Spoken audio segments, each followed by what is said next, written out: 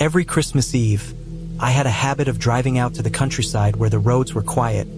The snow fell thick, and the world felt like it had slowed down. This particular year, I wanted to get away from the noise of the city, from the crowds, and just be alone with my thoughts under the heavy white sky.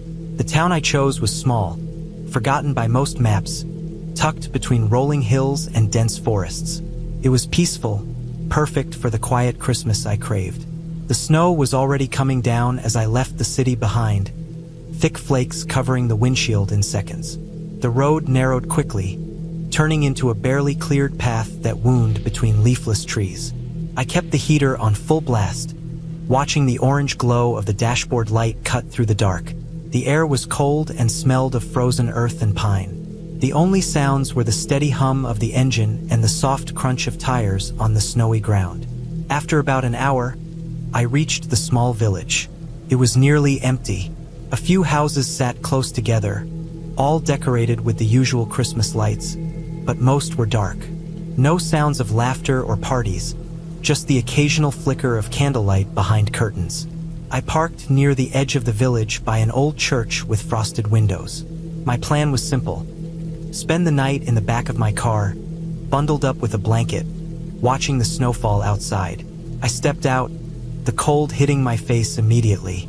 The snow crunched beneath my boots as I walked toward a small bench near the churchyard. The sky was heavy with dark clouds, and the world felt isolated in a way that was both calming and strange. The street lamps cast long, soft pools of light, but they barely touched the shadows gathering at the edges of the village. I settled into the driver's seat and cracked the window just enough to let fresh air in, despite the cold.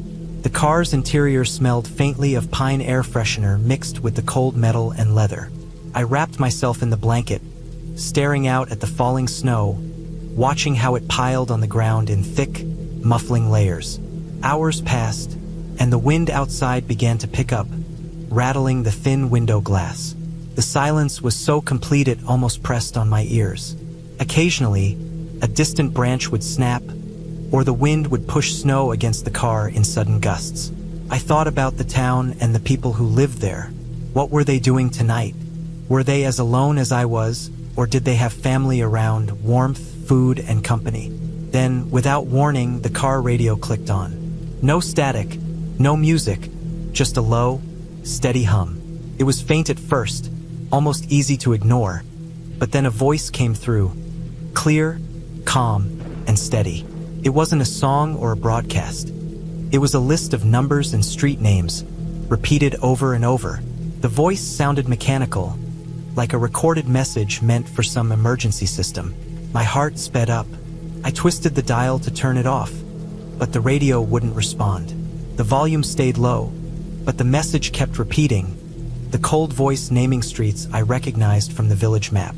I tried the engine, thinking maybe a reset would help. The car cut off completely. The heater died. The radio went silent. The sudden cold inside the car was shocking, like a wave of ice. Outside, the wind screamed through the trees, rattling the car like it wanted to shake me loose. I stared at the frosted window, watching my breath fog it up in quick bursts. I reached for my phone, but there was no signal. The screen showed no bars. Panic pressed in. I was stuck in this frozen village, in the dead of night, with no way to call for help and no one around for miles. Then I noticed something else. Outside, footprints had appeared in the snow, circling the car. They weren't fresh, but they hadn't been there before. The snow was falling steadily, so the prints had to be very recent. The circle was tight, just wide enough to walk around the car. The tracks were human-sized, but too straight, too even. Someone had been pacing around me. I wanted to believe it was a hunter or a traveler, but a deeper feeling told me otherwise. I felt watched, like eyes were peering from the dark woods at the edges of the village. My breath quickened again. The idea of leaving the car to check the footprints crossed my mind but felt impossible. The cold, the isolation, and the growing dread pinned me in place. Suddenly, a faint noise came from the churchyard, the soft sound of something dragging through snow. It was slow, heavy, methodical. I held my breath, straining to hear over the wind. The dragging got closer, then stopped just beyond the street lamp's glow. My eyes locked on the shadows by the trees, but nothing moved. The sound had stopped. Then, out of nowhere, the village lights went out. The whole village went completely dark, as if someone had flipped a giant switch. No Christmas lights, no street lamps, no windows glowing, just pure, empty blackness. The snow stopped falling too. It was as if the world itself held its breath.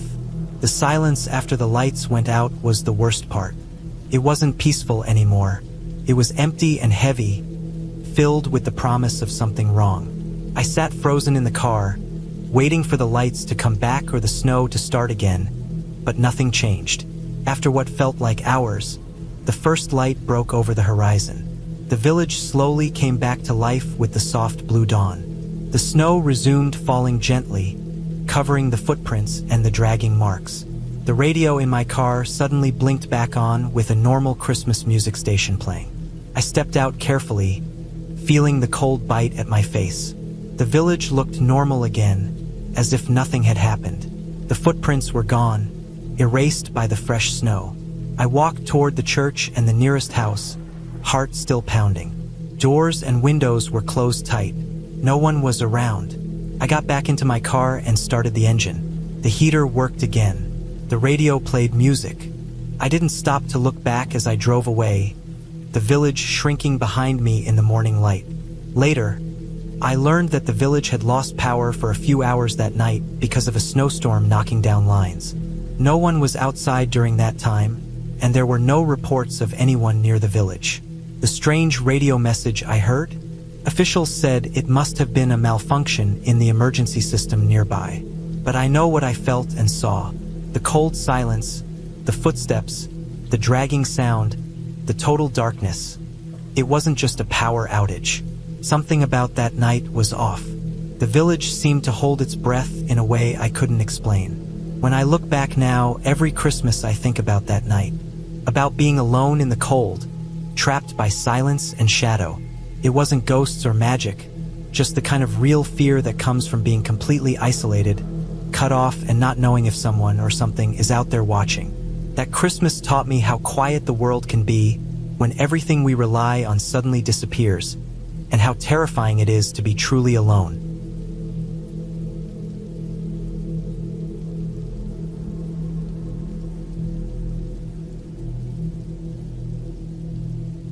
Christmas was supposed to be the safest time of the year.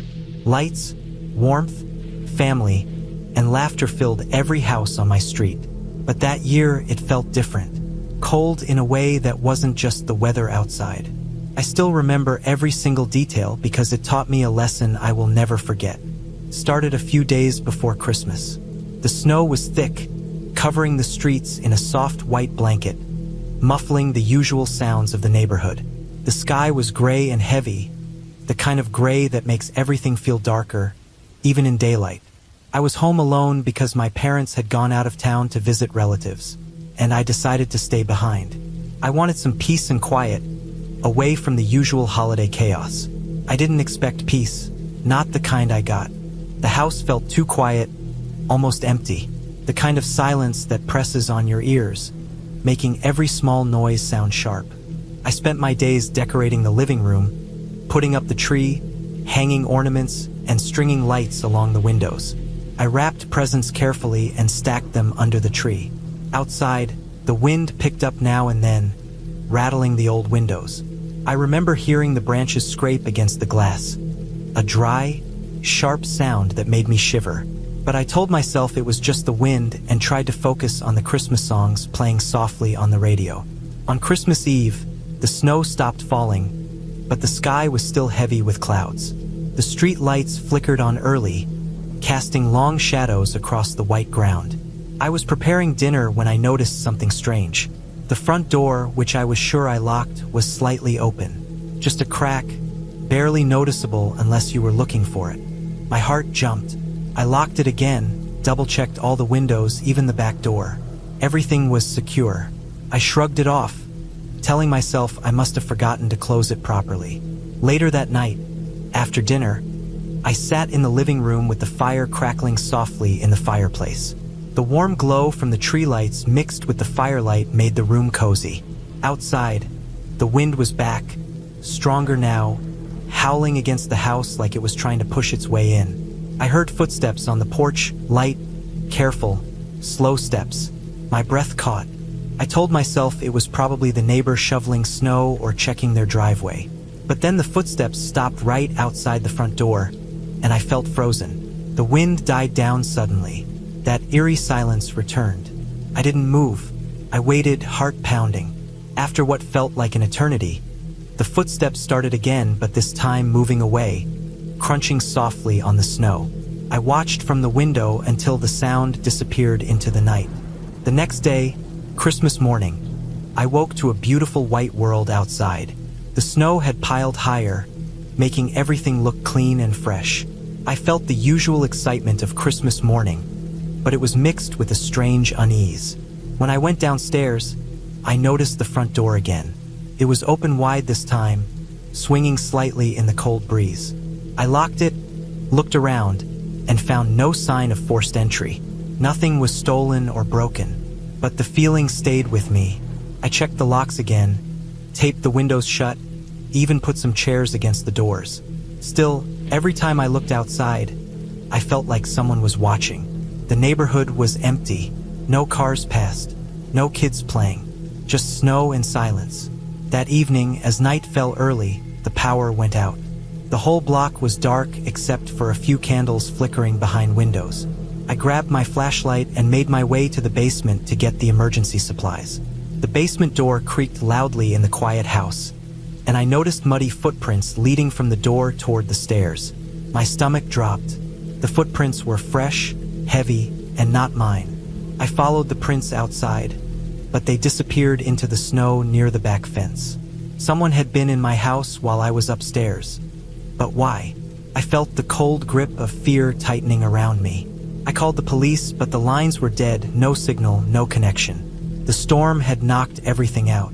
That night, I stayed awake in the living room, flashlight in hand, listening for any sound. Every little noise made me jump. The wind scraping the roof, the floorboards creaking under the house settling, the distant howl of a dog. I tried to stay calm, thinking maybe it was just a thief looking for something valuable, but nothing had been taken. Around midnight, I heard something at the door. Slow, heavy knocks. Not the polite Christmas carolers I was hoping for, but deliberate and cold. I didn't open it. I stayed silent, hoping whoever was outside would leave. The knocking stopped, but footsteps circled the house. I could hear them step on the ice, crunch on the snow, move quickly then slowly. The next morning, the police finally arrived, responding to the neighbors who reported strange noises coming from my house.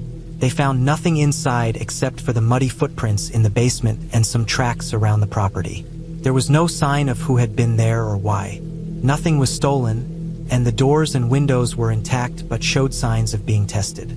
I never found out who it was or what they wanted. The fear didn't come from any ghost or fairy tale creature, just from knowing someone was close enough to watch me, to wait, and to walk through my home in the middle of a silent, snowy Christmas. It was a reminder that danger doesn't always come in obvious forms. Sometimes it's the quiet, cold nights when you think you are safe that hide the real fear. That Christmas changed the way I saw safety and trust. I learned that even in the brightest, warmest times, shadows can linger. And sometimes, the scariest stories are the ones that don't have clear endings. Only questions and the uneasy feeling that someone is still out there, watching.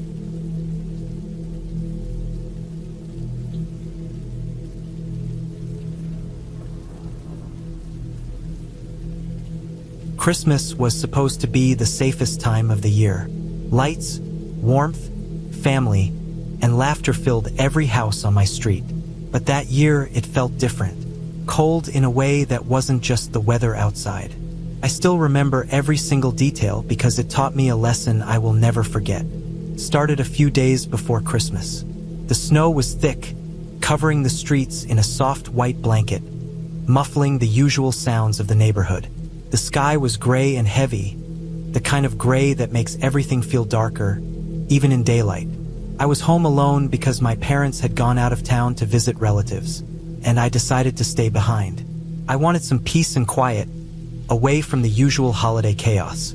I didn't expect peace, not the kind I got. The house felt too quiet, almost empty, the kind of silence that presses on your ears, making every small noise sound sharp. I spent my days decorating the living room, putting up the tree, hanging ornaments, and stringing lights along the windows. I wrapped presents carefully and stacked them under the tree. Outside, the wind picked up now and then, rattling the old windows. I remember hearing the branches scrape against the glass, a dry, sharp sound that made me shiver. But I told myself it was just the wind and tried to focus on the Christmas songs playing softly on the radio. On Christmas Eve, the snow stopped falling, but the sky was still heavy with clouds. The street lights flickered on early, casting long shadows across the white ground. I was preparing dinner when I noticed something strange. The front door, which I was sure I locked, was slightly open. Just a crack, barely noticeable unless you were looking for it. My heart jumped. I locked it again, double-checked all the windows, even the back door. Everything was secure. I shrugged it off, telling myself I must have forgotten to close it properly. Later that night, after dinner, I sat in the living room with the fire crackling softly in the fireplace. The warm glow from the tree lights mixed with the firelight made the room cozy. Outside, the wind was back, stronger now, howling against the house like it was trying to push its way in. I heard footsteps on the porch, light, careful, slow steps. My breath caught. I told myself it was probably the neighbor shoveling snow or checking their driveway. But then the footsteps stopped right outside the front door, and I felt frozen. The wind died down suddenly. That eerie silence returned. I didn't move. I waited, heart pounding. After what felt like an eternity, the footsteps started again, but this time moving away, crunching softly on the snow. I watched from the window until the sound disappeared into the night. The next day, Christmas morning, I woke to a beautiful white world outside. The snow had piled higher, making everything look clean and fresh. I felt the usual excitement of Christmas morning, but it was mixed with a strange unease. When I went downstairs, I noticed the front door again. It was open wide this time, swinging slightly in the cold breeze. I locked it, looked around, and found no sign of forced entry. Nothing was stolen or broken, but the feeling stayed with me. I checked the locks again, taped the windows shut, even put some chairs against the doors. Still, every time I looked outside, I felt like someone was watching. The neighborhood was empty. No cars passed, no kids playing, just snow and silence. That evening, as night fell early, the power went out. The whole block was dark except for a few candles flickering behind windows. I grabbed my flashlight and made my way to the basement to get the emergency supplies. The basement door creaked loudly in the quiet house, and I noticed muddy footprints leading from the door toward the stairs. My stomach dropped. The footprints were fresh, heavy, and not mine. I followed the prints outside, but they disappeared into the snow near the back fence. Someone had been in my house while I was upstairs. But why? I felt the cold grip of fear tightening around me. I called the police, but the lines were dead, no signal, no connection. The storm had knocked everything out. That night, I stayed awake in the living room, flashlight in hand, listening for any sound. Every little noise made me jump. The wind scraping the roof, the floorboards creaking under the house settling, the distant howl of a dog. I tried to stay calm, thinking maybe it was just a thief looking for something valuable, but nothing had been taken. Around midnight, I heard something at the door. Slow, heavy knocks. Not the polite Christmas carolers I was hoping for, but deliberate and cold. I didn't open it. I stayed silent, hoping whoever was outside would leave. The knocking stopped, but footsteps circled the house. I could hear them step on the ice, crunch on the snow, move quickly then slowly. The next morning, the police finally arrived, responding to the neighbors who reported strange noises coming from my house. They found nothing inside except for the muddy footprints in the basement and some tracks around the property. There was no sign of who had been there or why. Nothing was stolen, and the doors and windows were intact but showed signs of being tested. I never found out who it was or what they wanted. The fear didn't come from any ghost or fairy tale creature, just from knowing someone was close enough to watch me, to wait, and to walk through my home in the middle of a silent, snowy Christmas. It was a reminder that danger doesn't always come in obvious forms.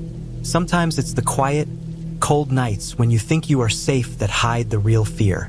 That Christmas changed the way I saw safety and trust. I learned that even in the brightest, warmest times, shadows can linger. And sometimes, the scariest stories are the ones that don't have clear endings. Only questions and the uneasy feeling that someone is still out there, watching.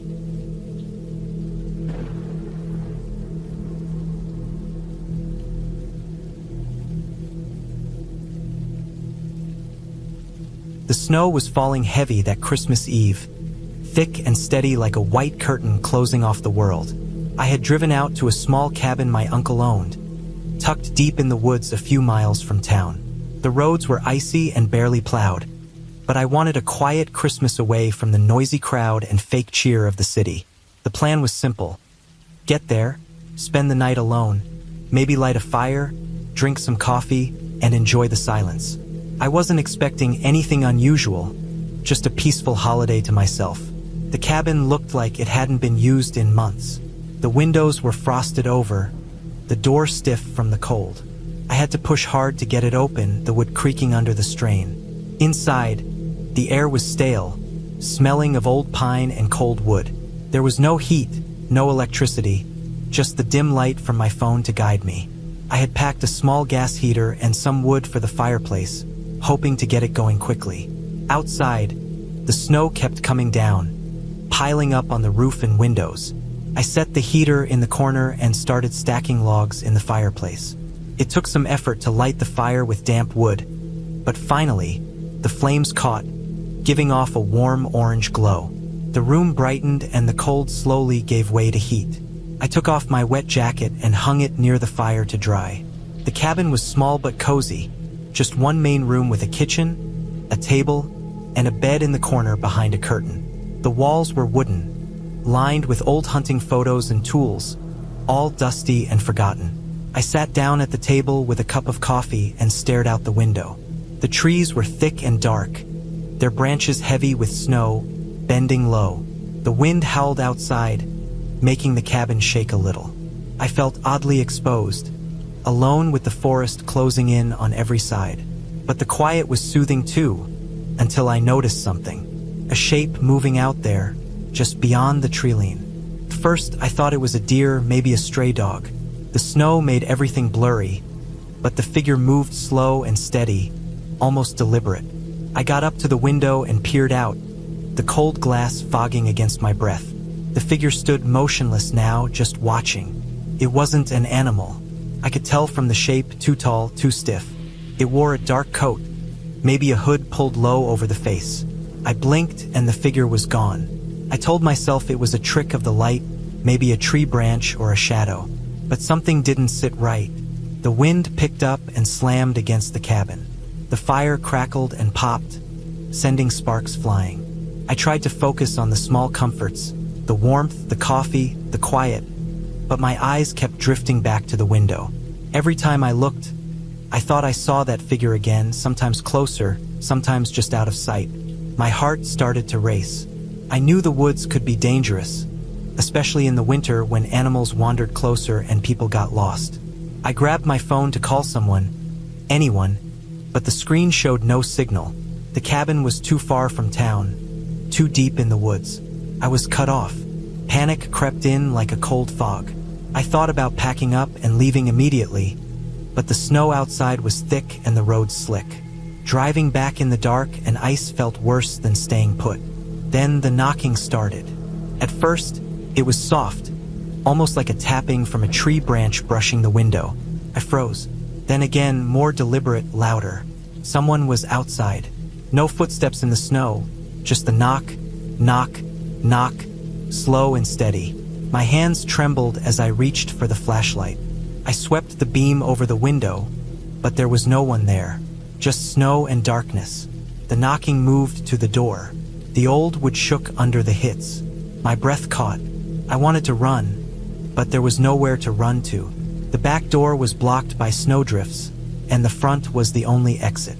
The knocking continued, now faster, urgent, demanding. I grabbed the hunting knife from the kitchen counter. A heavy, sharp blade my uncle kept for emergencies. I stood near the door, listening. Then silence. The cold pressed in around me again. Minutes passed like hours. I checked the windows. Nothing. No footprints in the snow. No sounds except the wind. It was as if whoever was out there vanished into thin air. Suddenly, I heard something else. A faint rustling from the woods. Branches snapping underfoot. Something was moving toward the cabin through the snow. I backed away from the door, heart pounding. The sound grew louder, more confident, until I could make out shapes in the snowstorm. Shadows creeping closer, like figures slipping between trees. I grabbed my phone again, hoping for a signal. Nothing. I tried calling 911, no service. The heater was running low, the fire dying down. I needed to act fast. I remembered the emergency flare gun in the drawer, a gift my uncle had left behind. It was meant for hunters lost in the woods, a last resort signal. I pulled it out and loaded a flare, my hands shaking so badly I almost dropped it. If those people outside were dangerous, maybe the flare would scare them off or at least alert someone. I opened the door just a crack and fired the flare into the night. The sky lit up with a red streak, then a flare glowing bright like a small sun. The snow glimmered red, and the figures stopped. I heard startled shouts and running footsteps. Then silence again. I locked the door quickly and slid the bolt home. My chest heaved. Minutes passed, but no one came back. The snowstorm swallowed all traces. I stayed up the rest of the night, flashlight in hand, watching every shadow. The fire in the fireplace was nearly out, the heater cold. When dawn finally broke, the woods looked peaceful, untouched. I stepped outside carefully and found no footprints, no signs of anyone nearby. It was like they had been ghosts, but I knew better. The police came later that morning, after the storm cleared and my calls finally got through.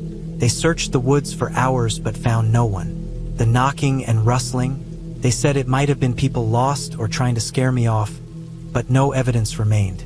I packed up the cabin and left that same day. Driving away, I kept looking back at the trees, still thick with snow and silence. That Christmas wasn't peaceful like I had hoped. It was a reminder that in the quietest, most isolated places, you can feel watched, hunted even, without any magic or ghosts. Just real people with dark intentions. And sometimes, the scariest thing about Christmas isn't a story or a shadow. It's knowing how close danger can get, even when you think you're safe, hidden behind walls and firelight in the middle of nowhere. That night stayed with me. Every knock, every step in the snow, clear as the flare's red light cutting through the dark.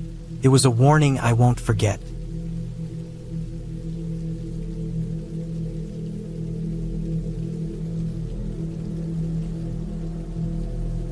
Christmas had always been my favorite time of year. The lights, the smell of pine, the quiet snow falling outside, all of it made me feel safe and warm. That year, I decided to spend Christmas alone in the cabin my family owned deep in the woods. It was an old place, far from town, surrounded by tall trees that blocked out most of the world.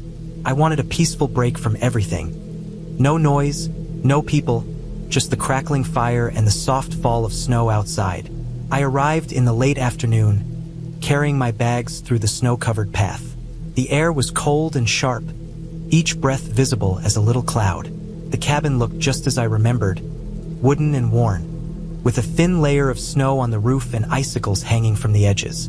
Inside, the smell of old wood and pine filled the room. I unpacked slowly, making sure the firewood was stacked near the stove, and I lit the fire. The flames flickered and warmed the room quickly, casting dancing shadows on the walls. I had brought food to last me a few days: canned soup, bread, some dried fruit, and a small bottle of whiskey to keep me company. I hung a few simple decorations around the cabin, a small string of lights and a sprig of holly I'd found near the path. It was modest, but it made the place feel a little more like Christmas. The quiet outside was perfect. No sounds except the occasional bird and the distant wind. That night, after a simple dinner, I sat by the fire reading a book, the only light coming from the flickering flames and the little Christmas lights I'd hung. The snow had started again, thick and steady, covering the windows and softening the world outside. As I sat there, I noticed something odd, a faint crunching sound outside, like footsteps in the snow. First, I thought it was just an animal, maybe a deer or a rabbit moving through the trees. But the footsteps were too heavy, too slow. They came closer, stopping just outside the cabin door. I could hear the faint scrape of something heavy against the snow. My heart quickened. I looked out the window, but the snow was falling too thick to see clearly. I waited, trying to convince myself it was nothing. The footsteps stopped. Silence fell again. I told myself it was probably just the wind playing tricks with the snow, or a branch falling. I tried to ignore it and went to bed, locking the door behind me. The cabin was small, and I could hear every creak and groan of the old wood settling in the cold night.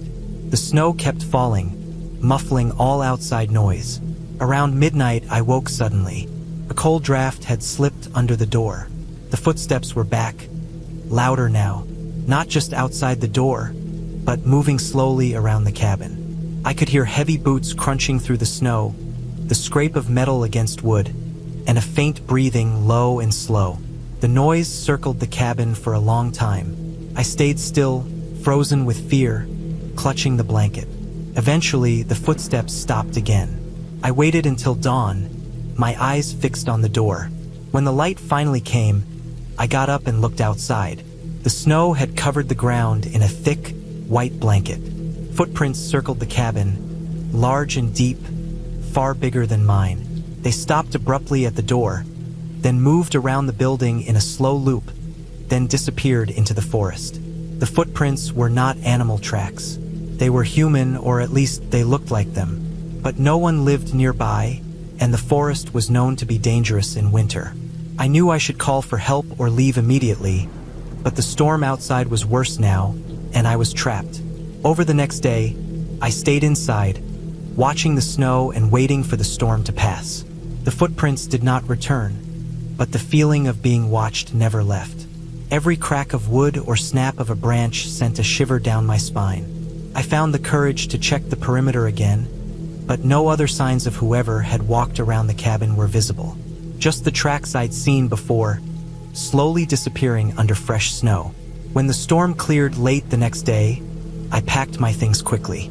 I didn't wait for another night alone with the unknown outside. I locked the door, turned off the lights, and started the walk back to the main road.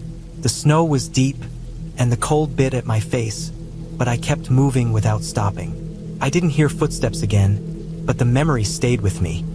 The sound of boots in the snow, the heavy breathing outside my door, the isolation of the cabin, the darkness, and the unknown presence lurking just beyond the windows made the whole Christmas feel like a trap.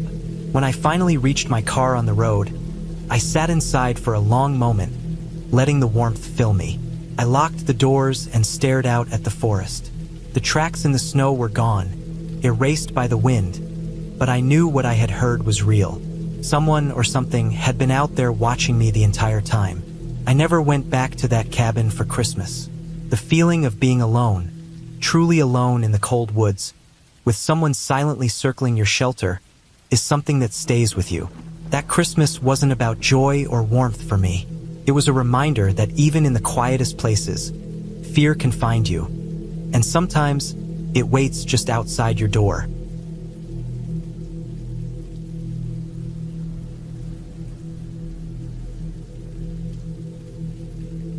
The snow was falling thick and fast, covering everything in a heavy white blanket.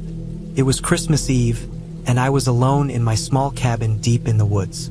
The power had gone out hours ago, and the only light came from the flickering flames in the old stone fireplace. Outside, the wind howled through the trees like something angry, shaking the cabin and making the windows rattle. I had chosen this place to spend the holiday away from the noise and crowds, thinking I would find peace in the quiet winter forest. Instead, the silence felt heavy, almost alive with something unseen. I had brought enough firewood and supplies to last through the night, but the growing storm made me uneasy.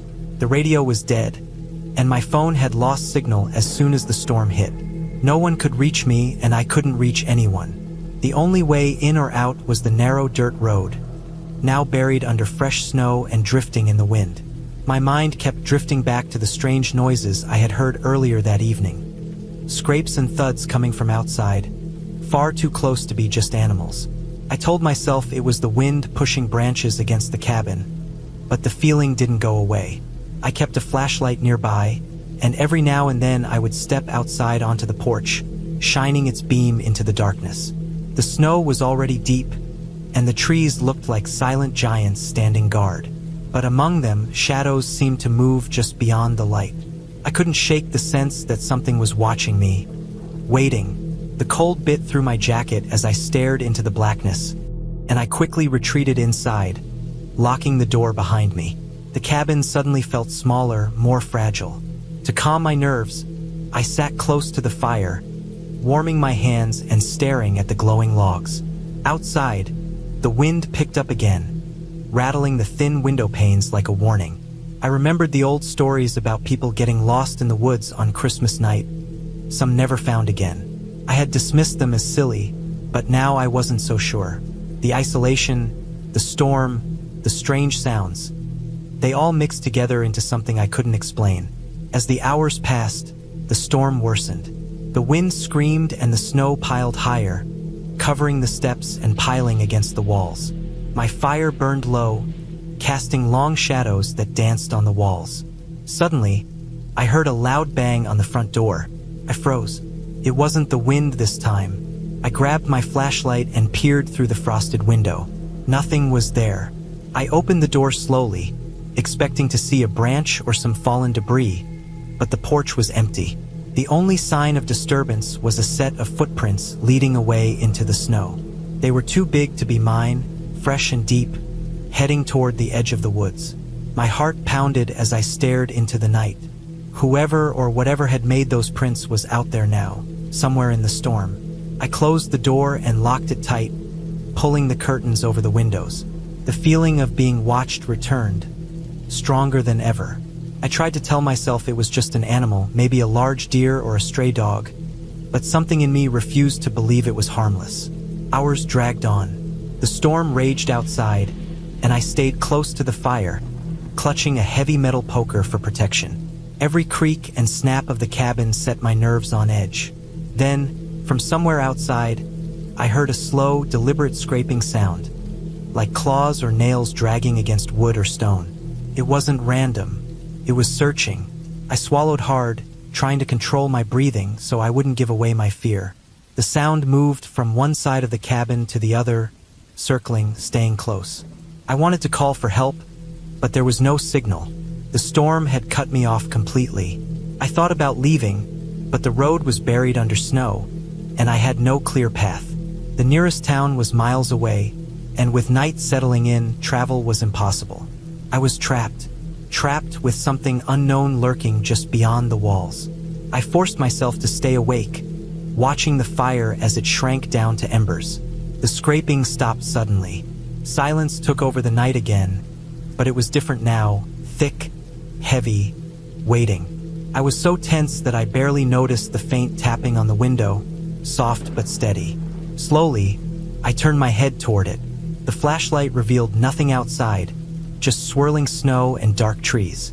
But the tapping continued, steady, rhythmic. I felt frozen in place. The tapping was followed by a slow, scraping noise at the door again. Then something heavy hit the door once, twice, 3 times. Not a mistake. It was deliberate. I gripped the poker tighter, heart thudding in my chest, unsure if I was ready for what might come next. After what felt like an eternity, the noise stopped. The silence returned, thicker than before. I sat there for a long time, eyes on the door, waiting for any sign of movement. The fire was almost out, and I realized I was exhausted. I couldn't keep fighting fear alone all night. Slowly, I laid down my guard and curled up near the last warm ashes. Morning came, pale and quiet, The storm had stopped. I stepped outside carefully, the cold air sharp in my lungs. The snow was deep, covering everything in white. I followed the footprints from the porch, which led only a short way into the woods before they disappeared. No signs of where the creature had gone. Then I saw something else. Scattered around the cabin, half buried in snow, were strange marks. Scratches on the wood, dents in the metal, and bits of torn fabric caught on branches.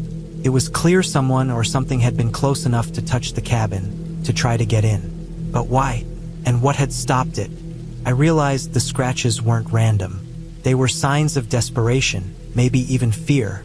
Whoever, or whatever, had come to my door had wanted something but had given up, or been scared off by the storm or my presence. The prints were huge, too big for a normal animal.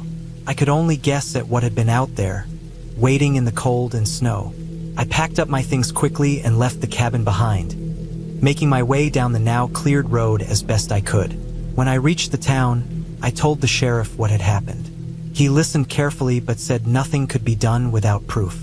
Maybe it was just a wild animal, he said, but I knew better. The woods held something real, something dangerous. That Christmas left a mark on me I couldn't shake. I had thought I was prepared for the solitude and cold, but I wasn't ready for the fear that came with being truly alone. Alone with something unknown just outside your door. I never went back to that cabin again. Every time winter came, I thought about that night, about the storm, the footprints, and the silence that screamed louder than anything else. Sometimes, I still wake up hearing that slow, scraping sound in the dark, wondering if it's coming back, or if I'm just haunted by the memory of what I couldn't explain. But whatever it was real, and it was waiting.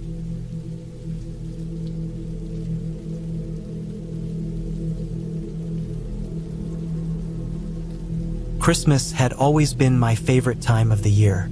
The smell of pine trees, the cold air that bit at my cheeks, the way the streets glowed with lights. It all felt warm despite the freezing temperatures. That year, I decided to spend Christmas Eve alone, away from the noisy crowds and endless parties. I drove up to a small cabin I rented deep in the woods, hoping for peace and quiet. I wanted to disconnect from everything. Work, family drama, the stress of the season. The cabin was old but sturdy. It sat just off a narrow road, surrounded by thick pine trees covered in snow. The driveway was barely plowed, and as I pulled up, the crunch of the tires in the snow was the only sound. I carried in my bag a few groceries and a box of firewood. Inside, the air was cold and stale. I set to work stacking the wood in the fireplace, glad for the thought of a warm fire soon. The cabin was small but cozy. A rough wooden table, a couple of chairs, a couch with worn cushions, and a small kitchen area. I noticed a few old Christmas decorations left behind, some faded tinsel and a plastic wreath hanging crookedly on the wall. It felt strange but fitting, like the cabin itself remembered past holidays. I set a candle on the table and lit it. The small flame flickered against the dark window, casting long shadows across the room. I unpacked some canned soup, warmed it on the stove, and ate quietly. Outside, the wind began to pick up, whistling through the trees. The snow started falling harder, thick flakes covering the window like frosting. I pulled my chair closer to the fire and let myself relax. Hours passed. The fire crackled softly, and the silence was almost complete except for the storm outside. Then, just as I was about to settle in for the night, I heard something. A faint noise, like footsteps crunching in the snow, moving slowly near the cabin. My heart jumped. I reminded myself it was probably an animal, a deer or a fox, but the footsteps didn't stop. They circled the cabin, slow and deliberate, almost as if someone was pacing. I looked out the window. The snow hid most of the ground, but I could see dark shapes moving just beyond the trees. I grabbed a flashlight from the shelf and shined it toward the noise. The beam cut through the snowflakes, but I saw nothing. The footsteps continued, now closer to the door. I tried to stay calm, telling myself it was just a lost traveler or maybe someone else staying nearby. But I knew no one else was supposed to be here. The nearest town was miles away, and the storm was fierce. Suddenly, A sharp knock echoed at the door. Not the friendly knock of someone visiting, but a slow, heavy thud. I froze. My hands shook as I reached for my phone, but there was no signal, no surprise out here in the middle of nowhere. The knocking stopped, then silence. I sat there, watching the door, waiting for another sound. After a few minutes, I thought maybe whoever it was had left. I told myself I'd check outside once the storm calmed. Then, another sound, softer this time, scraping like claws or nails dragging across the wooden wall beside the door. My breath hitched.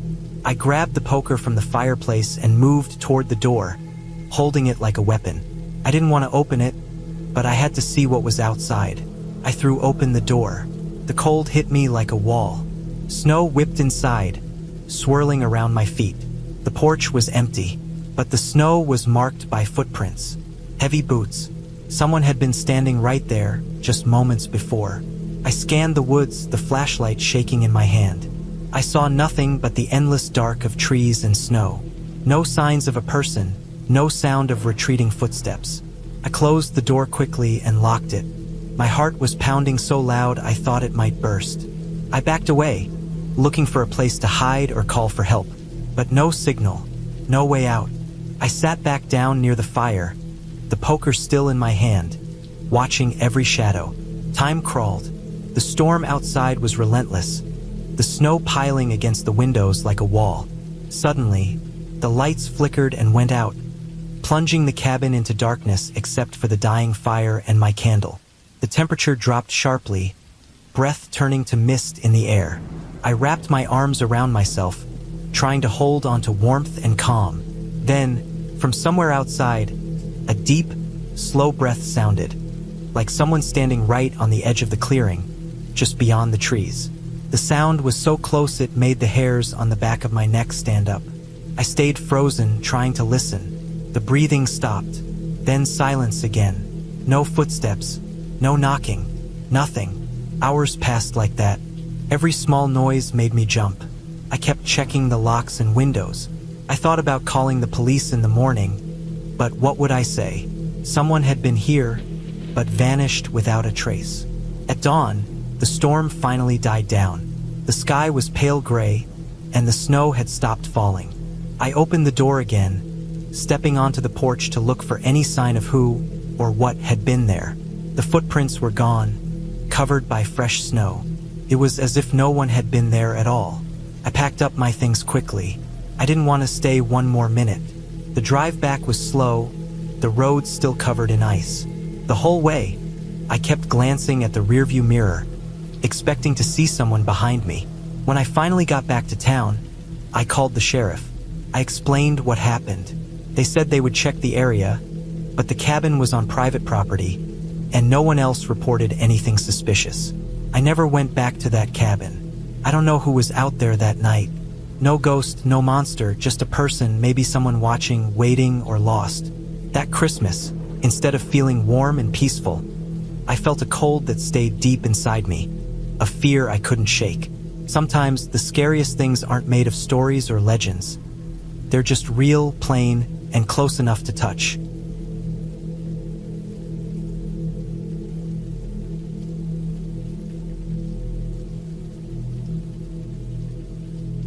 The winter air was sharp, cold enough to sting my cheeks and make my breath hang in the air like smoke. Snow had fallen heavily overnight, covering the town in a thick white blanket. It was Christmas Eve, and the streets were quiet, almost too quiet for the time of year. I had stayed late at work, finishing up some last-minute tasks, and now I was heading home through the empty streets, my boots crunching loudly in the snow. I decided to take a shortcut through a small park to save time. The park was usually lively during the day, with children playing and families walking dogs. But tonight it was deserted. The only light came from a few dim street lamps, their yellow glow barely reaching the ground. The trees stood bare and skeletal against the night sky, their branches scratching at the wind like claws. As I walked, I noticed something strange. A set of footprints in the snow, fresh and deep, leading off the path and into the darker part of the park. I paused, staring at them. They were too big to be a child's, but too close together to be an adult's running stride. The footprints looked like they belonged to someone who was walking fast, almost hurried. I felt a sudden chill creep down my spine. The park had no one in it at all, and the footprints stopped near a small frozen pond. There was no sign of anyone nearby, but the footprints continued around the edge of the pond and vanished into the thick bushes. My heart beat faster. I told myself it was nothing, maybe some late-night dog walker or a jogger, but a part of me felt uneasy. I quickened my pace, eager to get out of the park and back onto the main street where the houses were warm and bright with Christmas lights. Then I heard it, a faint sound, like a crunching noise, coming from the bushes near the pond. It wasn't loud, but it was enough to freeze me in place. I held my breath, trying to listen. The wind was still, and the snow muffled most sounds, but the crunching came again, slow and deliberate. I looked around, trying to spot what could be making that noise. My eyes adjusted to the dark, and I saw movement. Something large and dark was pushing through the bushes, just on the edge of the light from the street lamp. My mind raced. I remembered the news from earlier that week. A man had escaped from a nearby prison. They said he was dangerous, armed, and on the run. The police were searching everywhere, warning people to stay indoors. The thought hit me like a punch. Those footprints, the crunching in the bushes, maybe it was him. I turned and started running, my boots slipping on the ice beneath the snow. The cold air burned my lungs as I dashed toward the street. I could hear heavy breathing behind me, the sound of footsteps pounding on the frozen ground. I dared not look back. I pushed myself harder, slipping and sliding, barely managing to keep my balance. The houses on the street came into view, their windows glowing warmly with Christmas decorations. I knew if I could reach one of those houses, I could find help. Just as I was about to burst onto the main road, I stumbled over a hidden patch of ice and fell hard onto the snow. My hands scraped against the cold ground, and I heard the footsteps close behind me. Panicked, I scrambled to my feet and ran again, adrenaline drowning out the pain in my knees. I saw a small convenience store at the corner, still open despite the late hour. Its bright neon sign was a beacon in the dark. I pushed the door open and slammed it shut behind me. The bell above the door jingled sharply, and I took a deep breath, my chest heaving. The store was empty except for the clerk behind the counter. I looked out the window, but the street outside was empty now. No sign of anyone following me. The clerk gave me a concerned look but said nothing. I nodded to myself, trying to calm down. I was safe for the moment. I stayed inside until the police arrived, called by the clerk who had noticed my pale face and shaking hands. The officers took my statement and told me they were still searching the area. In the days that followed, the man was caught, a local story on the news. He had been hiding in the woods near the park, trying to avoid capture. That night, I realized how close I had come to danger. The Christmas lights, the peaceful snow, the quiet town. All of it had seemed so safe, so calm. But beneath the surface, something dark was lurking. Something that could have ended everything in an instant. I never took that shortcut through the park again. Even years later, every Christmas Eve, I think back to that night. The cold air, the crunch of footsteps in the snow, and the feeling of running for my life under the pale glow of the street lamps. It's a reminder that sometimes, the scariest things aren't monsters or ghosts. They are real people, real threats, hidden just out of sight in the quiet moments we think we are safe. And on a cold Christmas night, when the world seems still and peaceful, danger can be closer than you think.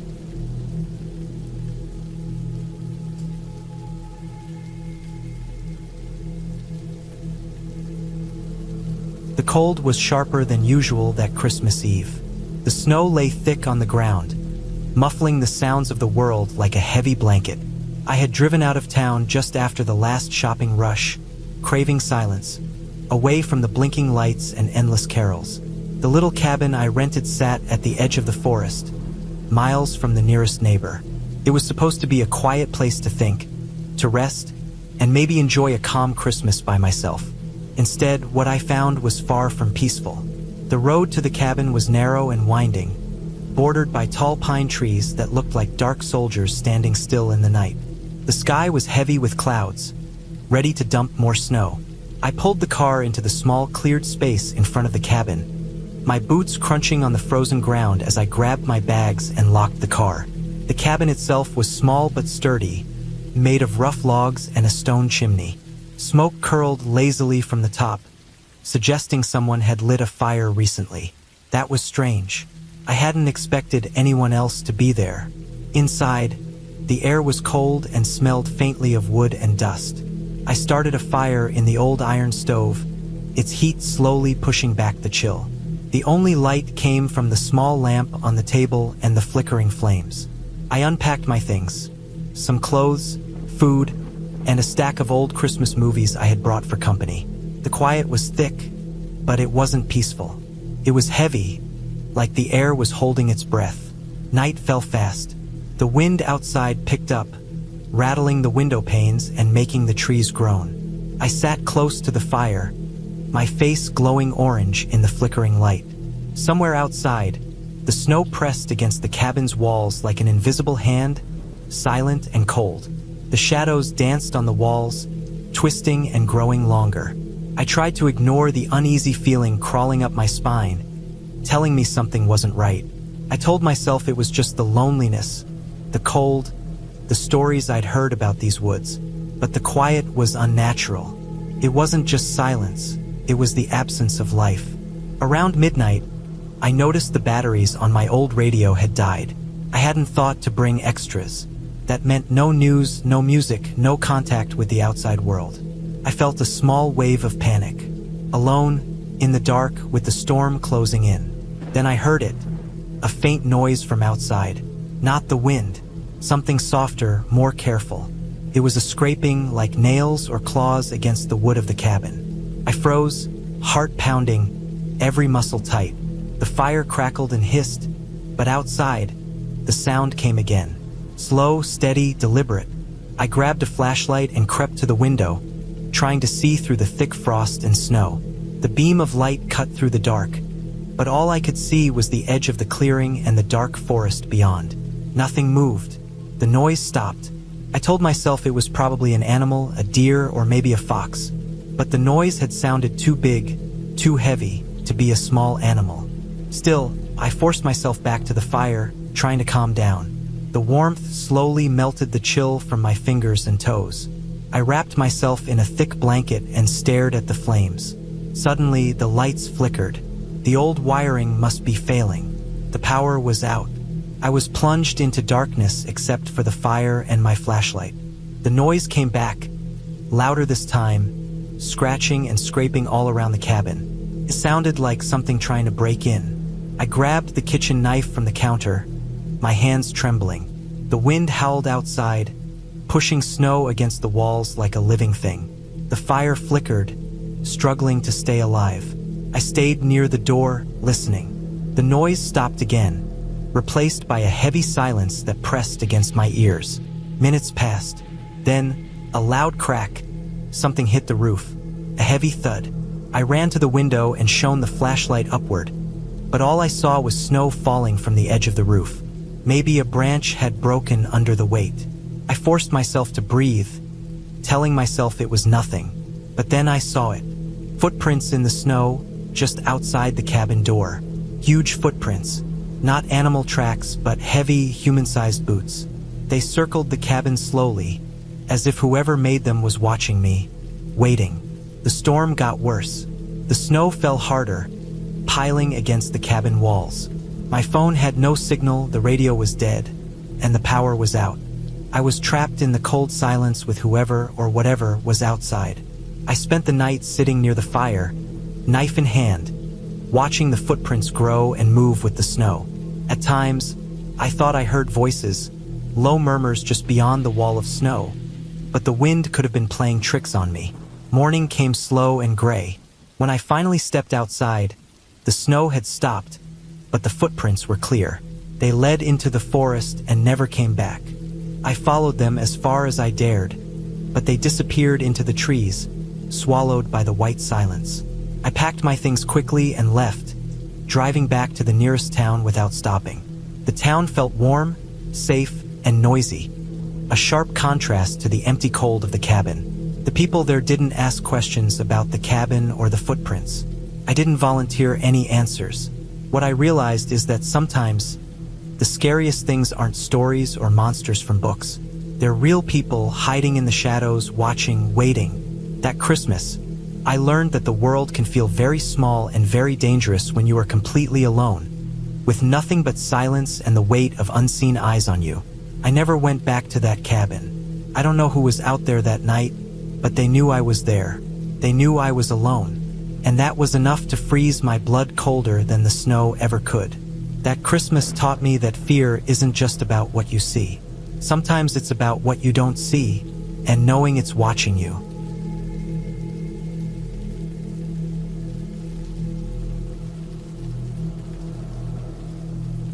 Every Christmas, my family would gather at our old cabin deep in the woods, a tradition we kept for as long as I could remember. This year was no different, but something felt off from the moment I stepped inside the creaky wooden door.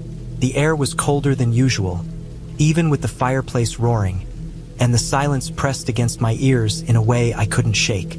The cabin sat at the edge of a thick forest, where the snow piled high and the tall pine trees blocked out most of the weak winter sun. I had arrived early that afternoon, carrying my bags through the crunching snow and locking the heavy door behind me. I set down my things, already feeling the weight of loneliness in the empty space. Everyone else was still hours away, delayed by a snowstorm, but I decided to stay behind to get the fire going and prepare the place. The cabin's old wood floor creaked under my boots, and the windows were frosted over so thickly it was hard to see outside. I lit the fire with slow patience, listening to the wood crackle and the wind howl through the cracks in the walls. As the evening deepened, I began unpacking decorations. The little artificial tree I always put up was dusty from being stored in the attic, but I carefully set it on the small table near the window. I hung the worn red and gold baubles and the strands of twinkling lights, but the glow felt weak against the growing darkness outside. The snowstorm had thickened. The wind seemed louder, sometimes sounding like it was right outside the door, even when I was sure no one was there. That night, I lay in bed under a heavy quilt, the soft orange glow of the fire spilling through the hallway. My mind kept wandering to the noises I heard earlier, the odd knocks on the wooden walls, the soft rustling outside the window, and the occasional scraping sound against the side of the cabin. I told myself it was just the wind, or maybe a deer brushing against the trees. The forest was full of wildlife, and the old cabin was far from the road. Still, I felt uneasy, like someone or something was watching from the dark woods. Around midnight, the storm was at its worst. The howling wind sounded like it was shaking the entire building. I got out of bed to check the front door, worried it might have come loose. The hallway was dim, and the shadows from the fire danced wildly on the walls. I stepped to the door and looked outside, but the window was frosted and snow was piling up against it, making it impossible to see anything clearly. That's when I noticed the footprints in the snow. They led up to the porch, heavy, uneven prints that didn't look like animal tracks. They were too large and deep for any deer or wolf, and they stopped abruptly at the doorstep. There was no way anyone could have come all this way in the storm, not without me hearing them. The tracks were fresh, pressed deep into the snow, and they ended there. I checked the locks again. Everything was secure. My heart started pounding. I told myself it must be someone lost in the storm, maybe a traveler who had wandered off the road and found shelter here. I debated opening the door, but the cold wind pushed against it fiercely, and I hesitated.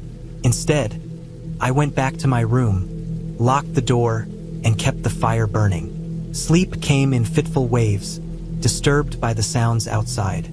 Around 3 a.m., I was woken by a scraping noise at the window nearest my bed. I froze, listening hard. The sound was soft but steady, like someone dragging something sharp over the glass. I didn't dare look, but the feeling of eyes on me was unbearable. I pulled the blankets over my head, trying to shut it all out. Morning came slowly, and the storm had finally died down. I stepped outside to see the damage. Snow covered everything in a thick white blanket, and the footprints were still there, now clearer in the daylight. They led up to the porch and then vanished. But what caught my eye was the mark on the window, long scratches, gouged deep into the wood and glass. Someone had been very close to me in the night. I called the police from the cabin phone, but the line was dead. The storm must have knocked it out. My phone had no signal either, and the nearest town was miles away. I was trapped here until the roads cleared. That day, I searched the perimeter of the cabin and found more footprints leading into the woods. They were large, the tread of heavy boots, but they stopped about 50 feet from the cabin and disappeared into the snowdrifts. No sign of a person, no trace of what they were doing out there. As the sun went down, I prepared for another cold night, this time more alert than before. I stacked firewood by the door and arranged heavy furniture in front of the windows, making it harder for anyone to see or get inside. I also kept a kitchen knife close by, the only weapon I had. Night fell again, and the silence of the forest pressed in even harder. This time, no scratching, no noises, just the cold, dark stillness. I wondered if whoever had left those tracks was gone or just waiting. In the early morning, when the sky was a pale gray, I heard a faint tapping at the back door. My heart nearly stopped. I crept to the door and looked through the cracked window. There was nothing there, just more snow, and the faint outline of footprints leading away from the cabin, fading into the trees. I didn't wait around to find out who had come. I packed what I could and started the slow, careful walk to the main road. The snow made every step heavy, and the cold bit into my face. I kept looking over my shoulder, half expecting to see someone following, but the forest was empty. After what felt like hours, I finally reached the plowed highway. A passing car stopped when it saw me, and I got a ride to town. I told the police everything, about the footprints, the noises, the marks on the window, but they never found any evidence of anyone else at the cabin. When my family arrived the next day, the storm had passed and the woods seemed calm again. The cabin was quiet, normal, but I couldn't shake the feeling that something had been out there with me. Someone who had watched me from the shadows, close enough to leave marks but far enough to remain unseen. I never went back to that cabin after that Christmas. I sold it the following year and refused to spend the holidays in the woods again. The memory stayed with me. The cold, the silence, and the proof that someone had been there, waiting just outside the fragile walls I called home. It was a reminder that sometimes, the scariest things are not monsters or ghosts, but the real people lurking in the dark, unseen but very much present.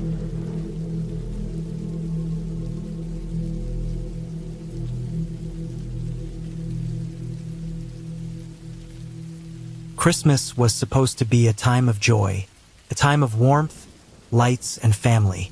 But that year, for me, it turned into one of the most chilling experiences I have ever had, and not because of any ghost or fairy tale nonsense. It was real, raw, and terrifying, something that anyone could face if they were unlucky enough to be in the wrong place at the wrong time. I live in a small town, the kind where everyone knows everyone else. The streets were decorated with the usual bright lights and wreaths, and the smell of pine and cinnamon filled the cold air. I had just finished my shift at the local hardware store on Christmas Eve and was walking home alone. It was late, almost midnight, and the streets were quiet except for the soft crunch of snow beneath my boots. I always took the same route home, a shortcut through the park that saved me about 10 minutes.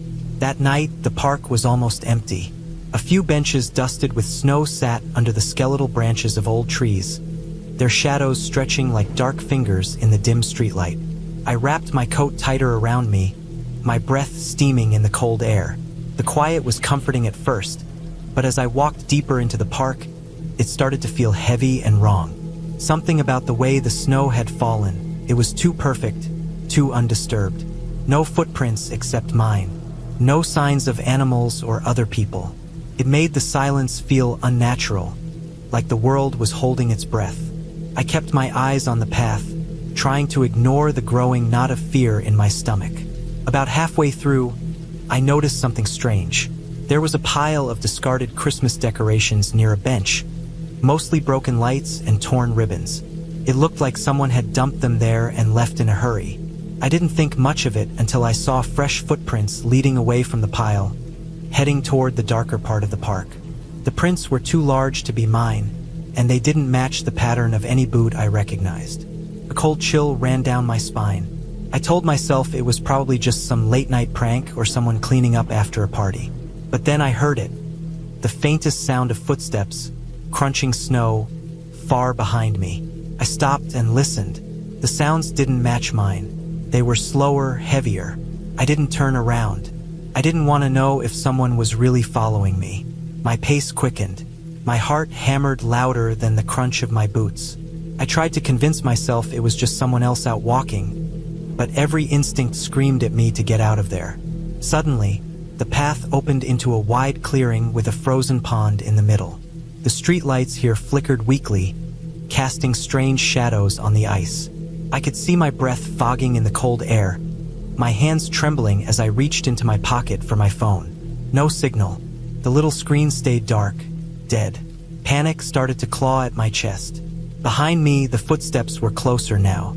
The snow was disturbed in front and behind.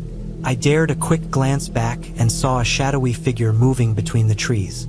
I couldn't make out any features, just a bulky shape. The figure wasn't running but was definitely following. I started running. The snow made it hard to move fast, my boots slipping on the ice near the pond's edge. My breath came out in sharp bursts, my lungs burning from the cold and exertion. I didn't know where I was going, just away from the figure. Then, I tripped on a hidden root and fell hard onto the snow-covered ground. The cold bit into my skin through my clothes. The figure was closer now, its footsteps slow but deliberate. I scrambled to my feet and ran toward the edge of the park where the houses started again. The familiar glow of windows and Christmas lights gave me a small sense of hope. Maybe someone would see me, help me, but the figure kept pace, always just behind. I reached the street and looked back one last time. The figure stopped at the tree line, watching me. I could see the shape of a man, tall and heavy, wearing a thick coat. His face was hidden by the shadows of his hood. I ran to the nearest house and banged on the door, breathless and shaking.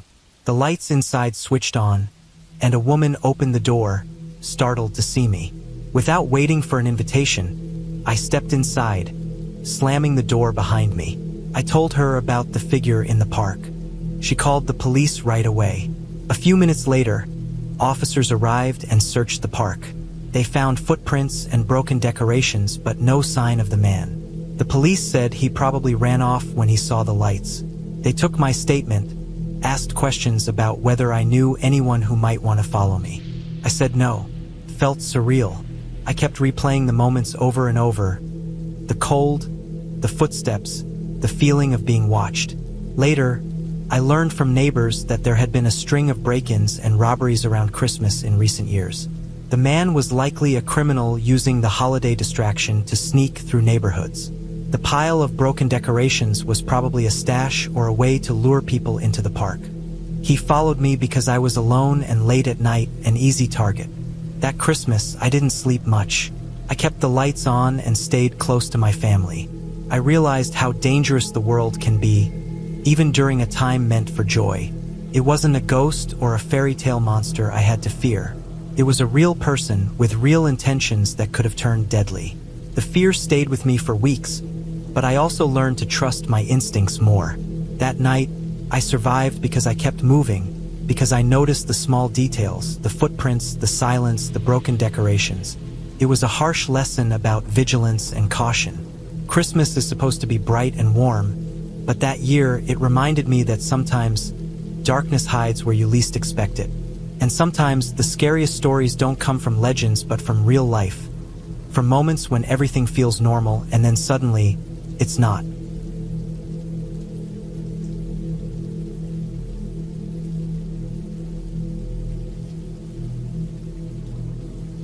Christmas was supposed to be a time of joy, a time of warmth, lights, and family. But that year, for me, it turned into one of the most chilling experiences I have ever had, and not because of any ghost or fairy tale nonsense. It was real, raw, and terrifying, something that anyone could face if they were unlucky enough to be in the wrong place at the wrong time. I live in a small town, the kind where everyone knows everyone else. The streets were decorated with the usual bright lights and wreaths, and the smell of pine and cinnamon filled the cold air. I had just finished my shift at the local hardware store on Christmas Eve and was walking home alone. It was late, almost midnight, and the streets were quiet except for the soft crunch of snow beneath my boots. I always took the same route home, a shortcut through the park that saved me about 10 minutes. That night, the park was almost empty. A few benches dusted with snow sat under the skeletal branches of old trees, their shadows stretching like dark fingers in the dim streetlight. I wrapped my coat tighter around me, my breath steaming in the cold air. The quiet was comforting at first, but as I walked deeper into the park, it started to feel heavy and wrong.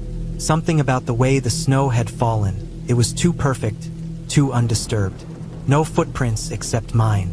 No signs of animals or other people. It made the silence feel unnatural, like the world was holding its breath. I kept my eyes on the path, trying to ignore the growing knot of fear in my stomach. About halfway through, I noticed something strange. There was a pile of discarded Christmas decorations near a bench, mostly broken lights and torn ribbons. It looked like someone had dumped them there and left in a hurry. I didn't think much of it until I saw fresh footprints leading away from the pile, heading toward the darker part of the park. The prints were too large to be mine, and they didn't match the pattern of any boot I recognized. A cold chill ran down my spine. I told myself it was probably just some late-night prank or someone cleaning up after a party. But then I heard it. The faintest sound of footsteps, crunching snow, far behind me. I stopped and listened. The sounds didn't match mine. They were slower, heavier. I didn't turn around. I didn't want to know if someone was really following me. My pace quickened. My heart hammered louder than the crunch of my boots. I tried to convince myself it was just someone else out walking, but every instinct screamed at me to get out of there. Suddenly, the path opened into a wide clearing with a frozen pond in the middle. The streetlights here flickered weakly, casting strange shadows on the ice. I could see my breath fogging in the cold air, my hands trembling as I reached into my pocket for my phone. No signal. The little screen stayed dark, dead. Panic started to claw at my chest. Behind me, the footsteps were closer now. The snow was disturbed in front and behind. I dared a quick glance back and saw a shadowy figure moving between the trees. I couldn't make out any features, just a bulky shape. The figure wasn't running but was definitely following. I started running. The snow made it hard to move fast, my boots slipping on the ice near the pond's edge. My breath came out in sharp bursts, my lungs burning from the cold and exertion. I didn't know where I was going, just away from the figure. Then, I tripped on a hidden root and fell hard onto the snow-covered ground. The cold bit into my skin through my clothes. The figure was closer now, its footsteps slow but deliberate. I scrambled to my feet and ran toward the edge of the park where the houses started again. The familiar glow of windows and Christmas lights gave me a small sense of hope. Maybe someone would see me, help me, but the figure kept pace, always just behind. I reached the street and looked back one last time. The figure stopped at the tree line, watching me. I could see the shape of a man, tall and heavy, wearing a thick coat. His face was hidden by the shadows of his hood. I ran to the nearest house and banged on the door, breathless and shaking. The lights inside switched on, and a woman opened the door, startled to see me. Without waiting for an invitation, I stepped inside, slamming the door behind me. I told her about the figure in the park. She called the police right away. A few minutes later, officers arrived and searched the park. They found footprints and broken decorations, but no sign of the man. The police said he probably ran off when he saw the lights. They took my statement, asked questions about whether I knew anyone who might want to follow me. I said no. Felt surreal. I kept replaying the moments over and over. The cold, the footsteps, the feeling of being watched. Later, I learned from neighbors that there had been a string of break-ins and robberies around Christmas in recent years. The man was likely a criminal using the holiday distraction to sneak through neighborhoods. The pile of broken decorations was probably a stash or a way to lure people into the park. He followed me because I was alone and late at night, an easy target. That Christmas, I didn't sleep much. I kept the lights on and stayed close to my family. I realized how dangerous the world can be, even during a time meant for joy. It wasn't a ghost or a fairy tale monster I had to fear. It was a real person with real intentions that could have turned deadly. The fear stayed with me for weeks, but I also learned to trust my instincts more. That night, I survived because I kept moving, because I noticed the small details, the footprints, the silence, the broken decorations. It was a harsh lesson about vigilance and caution. Christmas is supposed to be bright and warm, but that year it reminded me that sometimes darkness hides where you least expect it. And sometimes the scariest stories don't come from legends but from real life. From moments when everything feels normal and then suddenly, it's not.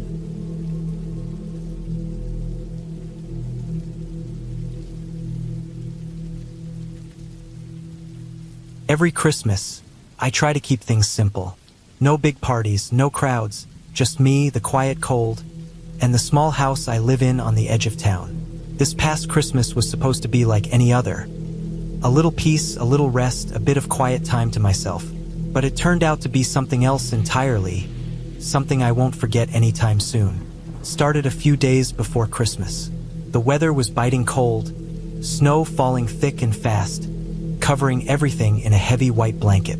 I was preparing the house for the holiday, putting up the small tree I had bought at the local market, stringing up lights that barely worked, and hanging a few decorations on the walls. The house was old and creaky, with thin walls that seemed to suck in the cold air, but it was mine. It was quiet here, away from the busy streets, away from the noise. On Christmas Eve, I decided to go out for a walk in the nearby woods. The snow had just stopped, leaving everything silent except for the crunch of my boots on the frozen ground. The trees were heavy with snow, their branches bending low like they were trying to touch the earth. I thought the walk would calm me down, clear my head. The forest was close, and I had walked this path many times before. It was familiar, safe, or so I thought. As I walked deeper into the woods, the light from the town faded behind me. The sky was a dull gray, thick clouds hanging low. The cold was sharper here, biting through my coat. I kept walking, stepping over fallen branches and through thick snowdrifts.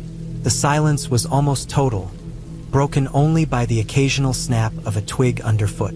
After a while, I noticed something odd. There were footprints in the snow, fresh and deep. They weren't animal tracks. They were human. The prints led off the path, deeper into the forest where I rarely went. I felt a sudden chill that wasn't just from the cold air. Something about those tracks didn't feel right. They were too big, too heavy, like someone had been dragging something or moving fast. I thought about turning back, but curiosity pushed me forward. Following the tracks, I came to a small clearing surrounded by tall pine trees.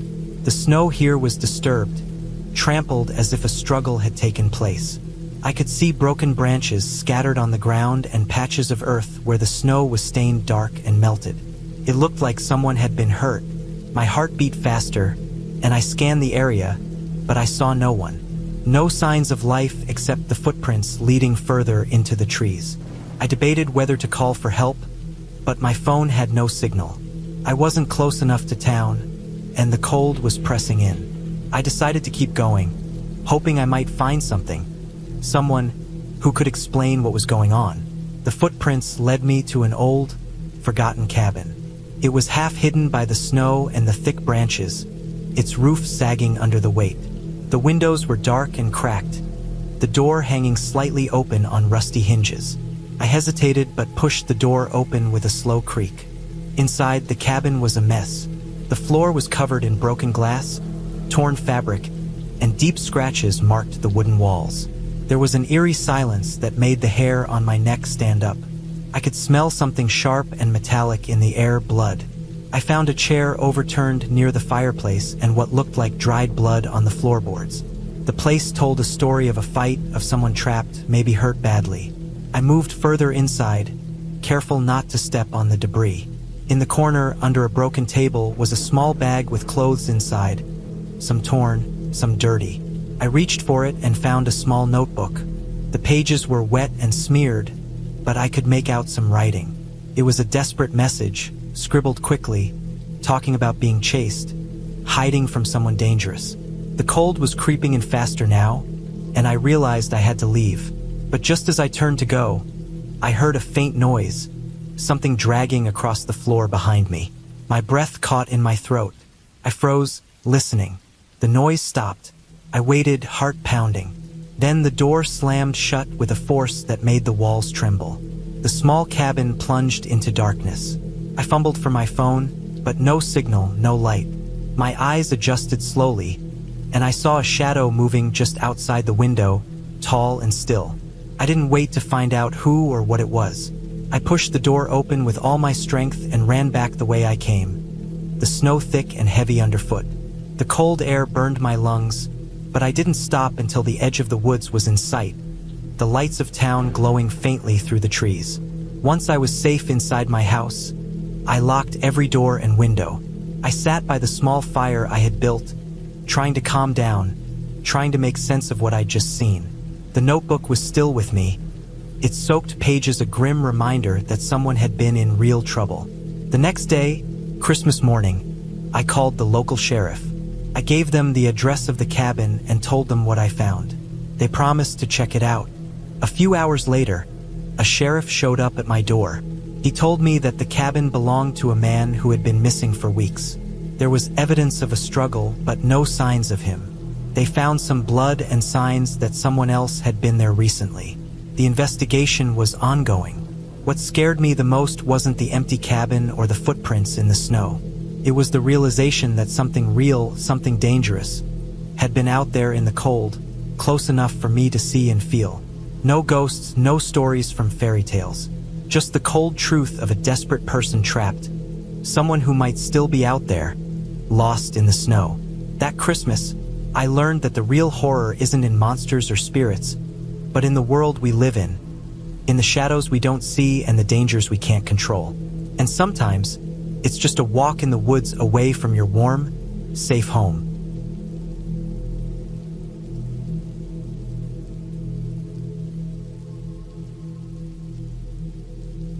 Every Christmas, I like to drive out of the city and find a quiet, snowy spot to clear my head. The lights, the noise, the crowded malls. It all gets too much. This year, I chose a small mountain town I'd never been to before. It was supposed to be peaceful and remote, the kind of place where you can hear nothing but the wind and crunch of snow under your boots. Perfect, I thought. I left my apartment early in the morning, packed my old SUV with blankets, food, and a few Christmas decorations I wanted to hang up for myself in the little cabin I rented. The roads were slick but clear, and the sky was bright with thick clouds promising fresh snow soon. The drive took longer than expected. Twisting roads winding up steep hills through dense forests, the trees heavy with white frost. I kept my radio off, just the hum of the engine and the occasional gust of cold wind against the windows. When I finally reached the town, it was late afternoon. The main street was lined with small shops, all closed except for one tiny bakery emitting the warm smell of cinnamon and pine. The whole town felt asleep under the thick blanket of snow, no people in sight. The cabin was a few miles outside of town, down a narrow, unplowed road that had me gripping the steering wheel tight. The snow was coming down harder now, big flakes blurring the road ahead. I parked outside the cabin, a simple wooden structure with frost-covered windows and smoke curling from the chimney. I carried my bags inside and started a fire in the old stone fireplace. The cabin smelled like damp wood and cold air.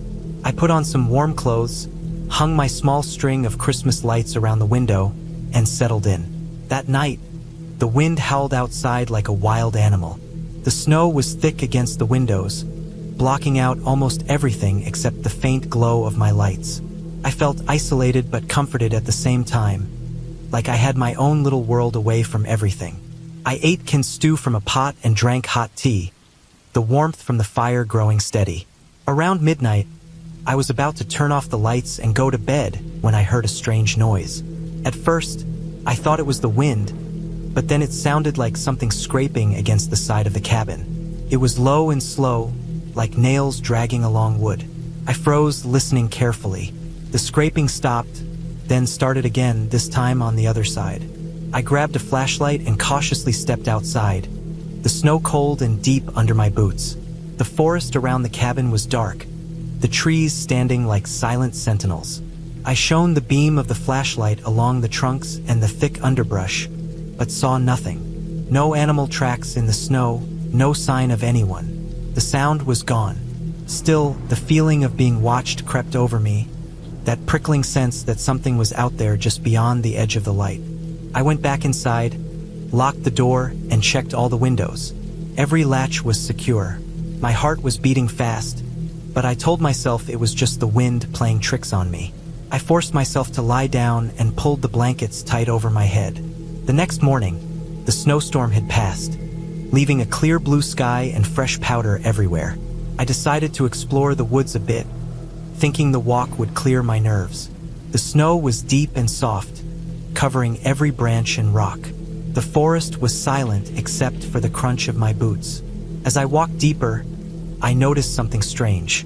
The snow near a group of trees wasn't smooth like the rest. There were marks, long scratches gouged into the bark, deep enough to see the pale wood beneath. The marks were fresh, and nearby the snow was disturbed like something had dragged across it. No footprints, just these marks. They looked violent, like something had struggled there. I kept moving, but the feeling of unease grew heavier. The sun was higher now, but the forest felt colder and darker. Shadows stretched long between the trees. Suddenly, I saw something up ahead. A figure crouched by a tree, hunched over. At first, I thought it was a person, but as I got closer, I saw it was a pile of torn clothes and something that looked like animal bones scattered around. A wave of nausea hit me. This was no animal feeding spot. The way the bones were arranged, the torn fabric, it looked like someone had been attacked here recently. I scanned the area, but found no footprints leading away, only the deep scratches on the trees nearby. My mind raced. What the hell had happened here? I knew I should turn back to the cabin, but my legs felt heavy. Then I noticed something else. Small bits of blood on the snow, smeared and partially covered by fresh flakes. The blood trail led toward the deeper woods, disappearing into a narrow path barely visible under the snow. I didn't want to follow it, but part of me couldn't stop. I felt a cold knot of fear mixed with curiosity tightening in my chest. I decided to head back quickly. Back at the cabin, I locked the doors again and sat by the fire, trying to calm down. The scratches, the blood, the torn clothes, it didn't make sense. No one lived near here and the town was empty. I pulled out my phone to call for help, but there was no signal, no service at all. Hours passed and night came quickly. The wind picked up again, rattling the cabin walls. I stayed close to the fire, keeping my knife on the table just in case. I couldn't shake the feeling that something was outside, watching, waiting. Then I heard it again. The slow scraping noise on the cabin walls, this time louder and closer. I grabbed my flashlight and swung open the door just enough to peer outside. The snow was falling thick and fast, but I saw nothing. No footprints, no shape, just the deep woods stretching endlessly. I decided I couldn't stay here any longer. I packed what I could carry, wrapped in layers and my blankets, and started the SUV, fighting through the snow-covered road. The drive down was terrifying. The headlights barely cut through the storm. I kept catching glimpses of movement at the edge of the trees, shadows that disappeared when I looked straight. The road was slick, and at one point I nearly slid off the edge into a ravine. When I finally reached the town, I rushed to the only open store and told the clerk what I'd found. They looked pale and said the woods had been dangerous lately. People had gone missing in the past few weeks. No one knew what was causing it, but the local sheriff warned everyone to stay clear. I stayed in the town that night, never going back to the cabin. The next morning, I packed up and left, taking the highway straight back to the city. Looking back, I realized what terrified me the most wasn't some ghost or monster. It was the cold fact that something real and violent was out there, waiting in the woods. Something that could attack without warning and disappear without a trace. The silence, the scratches, the blood, they were proof. That Christmas, the season felt different. The bright lights and cheerful songs couldn't erase the memory of that dark forest, the weight of the snow, and the unknown terror lurking just beyond the glow of the fire. And I still don't know what it was that made those marks, or where the people who left those clothes went. But one thing is clear. Some places are best left alone, no matter how quiet or pretty they seem in the snow.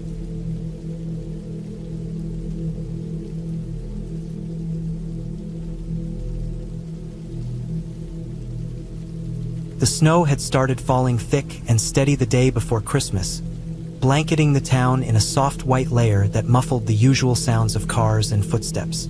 I had decided to spend the holiday alone this year. After a rough breakup and a messy year, I just wanted quiet, peace, and a break from everything. My apartment was small, tucked on the third floor of an old brick building near the edge of town. The windows were drafty, and the heater rattled whenever I turned it up, but it was mine. That morning, the snow was still falling when I woke up. I pulled on my thick sweater and boots, then headed out to clear the sidewalk. The shovel scraped through the packed snow with some effort. The cold air bit at my cheeks, turning them pink. As I shoveled, I noticed something strange near the street. Footprints. Not the usual boot prints, but deeper, heavier ones. They looked like someone had been dragging something heavy through the snow. I stopped and stared, trying to make sense of it. The prints led off toward the small wooded area behind the parking lot. I shook my head and went back inside, brushing snow off my boots. The quiet felt heavy that day. I spent the afternoon inside, trying to focus on cooking a simple Christmas dinner. The wind outside howled, rattling the window panes, and the snow kept piling up. Then, about halfway through cooking, the power flickered and went out. The whole building was dark and cold in seconds. I grabbed a flashlight from the drawer and lit a candle to set on the kitchen table. I checked the breaker box. Everything looked normal. No way to call the power company either. My phone had lost signal somewhere during the storm. I figured I would just wait it out, maybe bundle up and try to sleep early. The silence outside was complete now. No cars, no people, nothing except the muffled sound of wind and the occasional crack of ice shifting on the street. The building felt older, colder. I sat on the couch wrapped in a blanket, flashlight in hand, staring at the dark windows. Then, I heard it. A scraping sound coming from the alley behind the building. It was slow, heavy, like metal scraping against concrete. I froze, every muscle tense. The noise stopped, then started again, moving closer. My heart was pounding. I tried to tell myself it was probably some garbage cans being pushed by the wind, but the sound was too deliberate, too heavy. It wasn't the wind. I got up slowly, flashlight in one hand, and moved toward the window to look out. The alley was barely visible in the dim light from the street lamps, which flickered weakly. At the far end of the alley, something was there, a large dark shape. I couldn't make out what it was. It didn't move much, just shifted slowly as if someone was dragging something large across the pavement. I stepped back, feeling a chill creep up my spine that wasn't from the cold. The scraping started again, louder this time. The sound was horrible, like nails on a chalkboard but worse, mixed with a wet, squelching noise underneath it. I swallowed hard, heart racing. I knew I should call someone, but with no phone signal and no power, I was completely cut off. Suddenly, the shape started moving toward the fire escape ladder. I watched as a figure slowly climbed down, dragging something heavy behind it. My mind raced with possibilities. A criminal? Someone hurt? But it was Christmas Eve. Who would be here doing something like this? The figure moved with odd stiffness, like it was struggling. Then it stopped just below my window and looked up. I saw the silhouette clearly, tall, bulky, wearing a heavy coat with a hood, face hidden in shadows. It was impossible to tell anything else. The figure crouched and pulled something under the fire escape out of view. I felt frozen, heart pounding louder than ever. Then, the figure stood up and started walking away, disappearing into the snow-covered street. I waited for a long time, making sure it was really gone. Then I grabbed my coat, decided I had to see what was under the fire escape. The snow was thick and deep, making every step difficult. I reached the alley, heart hammering with a mix of fear and curiosity. The area was cold and dark, and the smell hit me immediately, something metallic and sick. My flashlight beam landed on a large, bloody tarp. I swallowed hard and moved closer.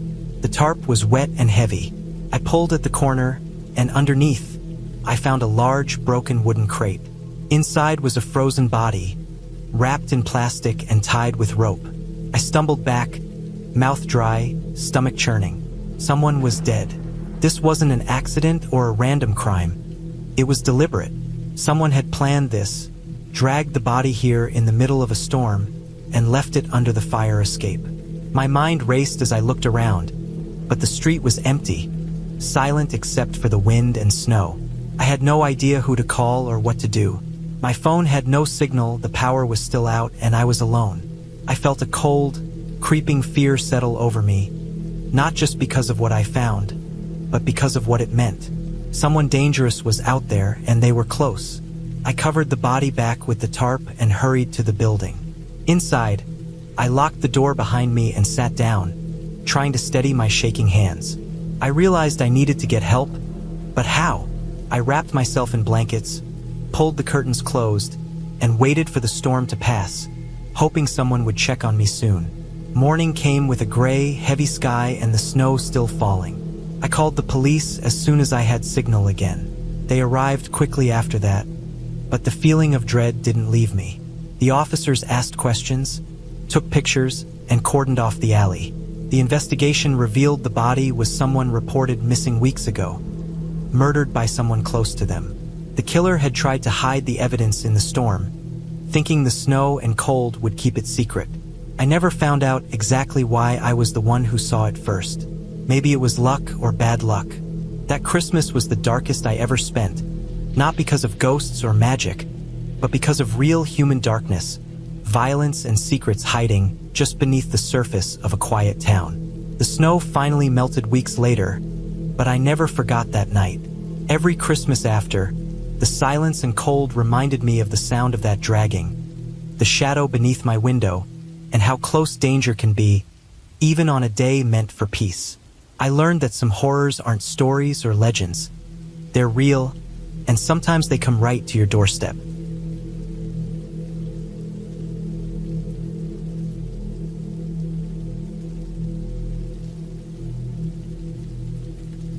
Christmas had always been a time for warmth and family for me.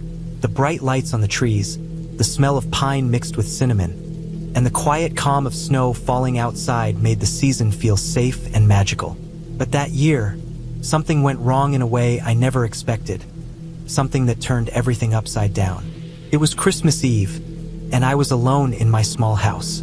Most years, I would have spent the night with family or friends, but this time things were different.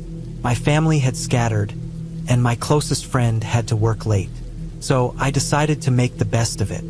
I decorated the living room with fairy lights and tinsel. I hung up my old stocking, filled it with small treats, and baked some cookies. The smell of sugar and butter filled the air as the oven hummed quietly in the background. Outside, the snow had started falling lightly, covering the street in a soft white blanket. I had just settled in with a cup of hot chocolate when I noticed something odd. The lights on my Christmas tree flickered a little. Not like a quick blink, but a slow, uneven flicker. I shrugged it off, thinking it might be the old wiring. The house was an old one, and the wiring had always been a little sketchy. Still, the lights usually worked fine. About an hour later, the flickering got worse.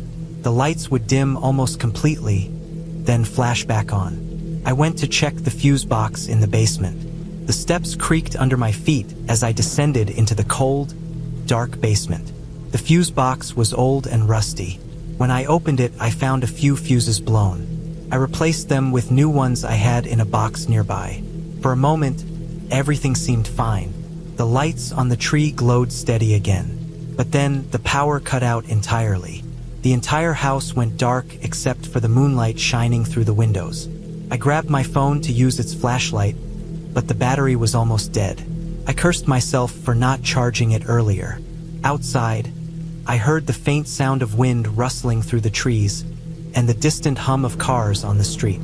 I decided to check outside to see if the power outage was just in my house or if the whole block was affected. I wrapped myself in a thick coat and stepped out into the freezing cold. The street lights were off. The whole neighborhood was dark and silent, except for the sound of snow crunching under my boots.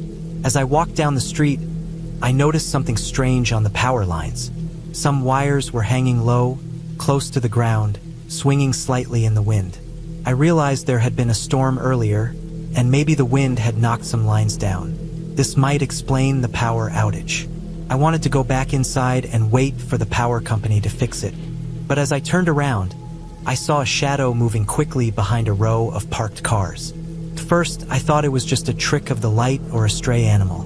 But the shape was too big and moved too deliberately to be a fox or a cat. My heart started beating faster, and I pulled my coat tighter around me. I walked faster toward my house, not daring to look back. When I reached the door, I fumbled with my keys because my fingers were numb from the cold. Finally, I got inside and locked the door behind me. I could still hear faint footsteps outside, slow and careful, as if someone was trying not to make noise. I moved to the window and peeked out through the curtain. The street was empty again. No shadows, no movement. I tried to calm myself. Maybe I had just imagined it. Maybe the shadow was nothing. But I couldn't shake the feeling that I was being watched. I checked my phone again. No signal, no battery. I was completely cut off. I lit some candles I had around the house to have some light. The soft flicker made the room feel warmer, but also threw large, moving shadows on the walls. I sat near the fireplace, wrapping myself in a blanket. The fire crackled and popped, casting an orange glow. Then I heard a noise at the back door, a slow, soft scratching sound, like something was trying to get in. My breath caught. I stared at the door, frozen. The scratching grew louder and more persistent. It sounded like nails dragging against wood. I told myself it must be an animal trapped outside, maybe a stray dog or a raccoon, but the sound was too heavy, too deliberate. I grabbed the nearest heavy object I could find, a metal flashlight, and slowly moved toward the door. My heart was pounding so loudly I was sure anyone outside could hear it. I took a deep breath and yanked open the door. No one was there, just a thin layer of snow on the porch, untouched except for a set of muddy footprints leading away into the darkness. I looked down at the footprints, confused and scared. They were large, way bigger than mine, and they were wet, fresh. I closed the door quickly and locked it. I looked around the house to make sure all windows were locked and blinds closed. Everything seemed fine, but then I heard it again, a soft tapping at the window this time. I jumped and moved to the window. The tapping stopped. Outside, the snow was still falling quietly.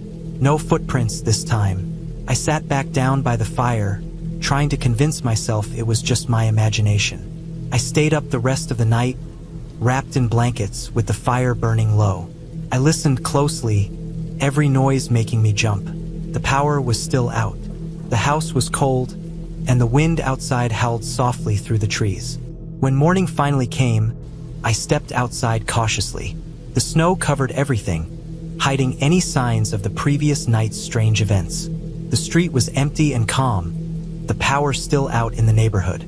I called the power company from a neighbor's house a few blocks away.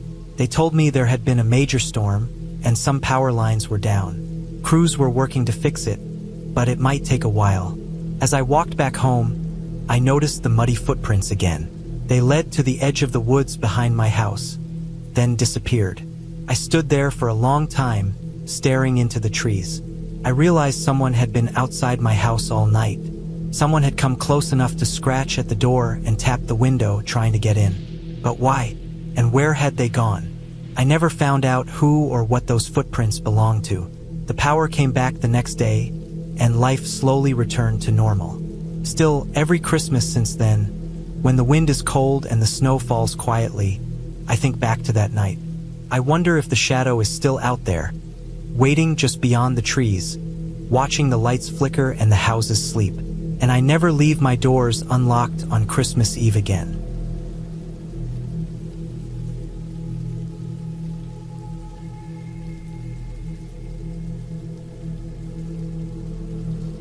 Christmas was supposed to be a time for warmth, light, and family. I thought that too as I set off on my drive to my parents' house. It was late afternoon on Christmas Eve, and the sky was already turning a dark shade of blue that made the falling snowflakes look almost black against it. The roads were slick, The kind of slick where the salt trucks hadn't yet made their rounds and the snow was fresh, soft, and dangerous. I had the usual festive music playing softly in the car, but the quiet hum was broken now and then by the sharp crack of ice breaking under my tires.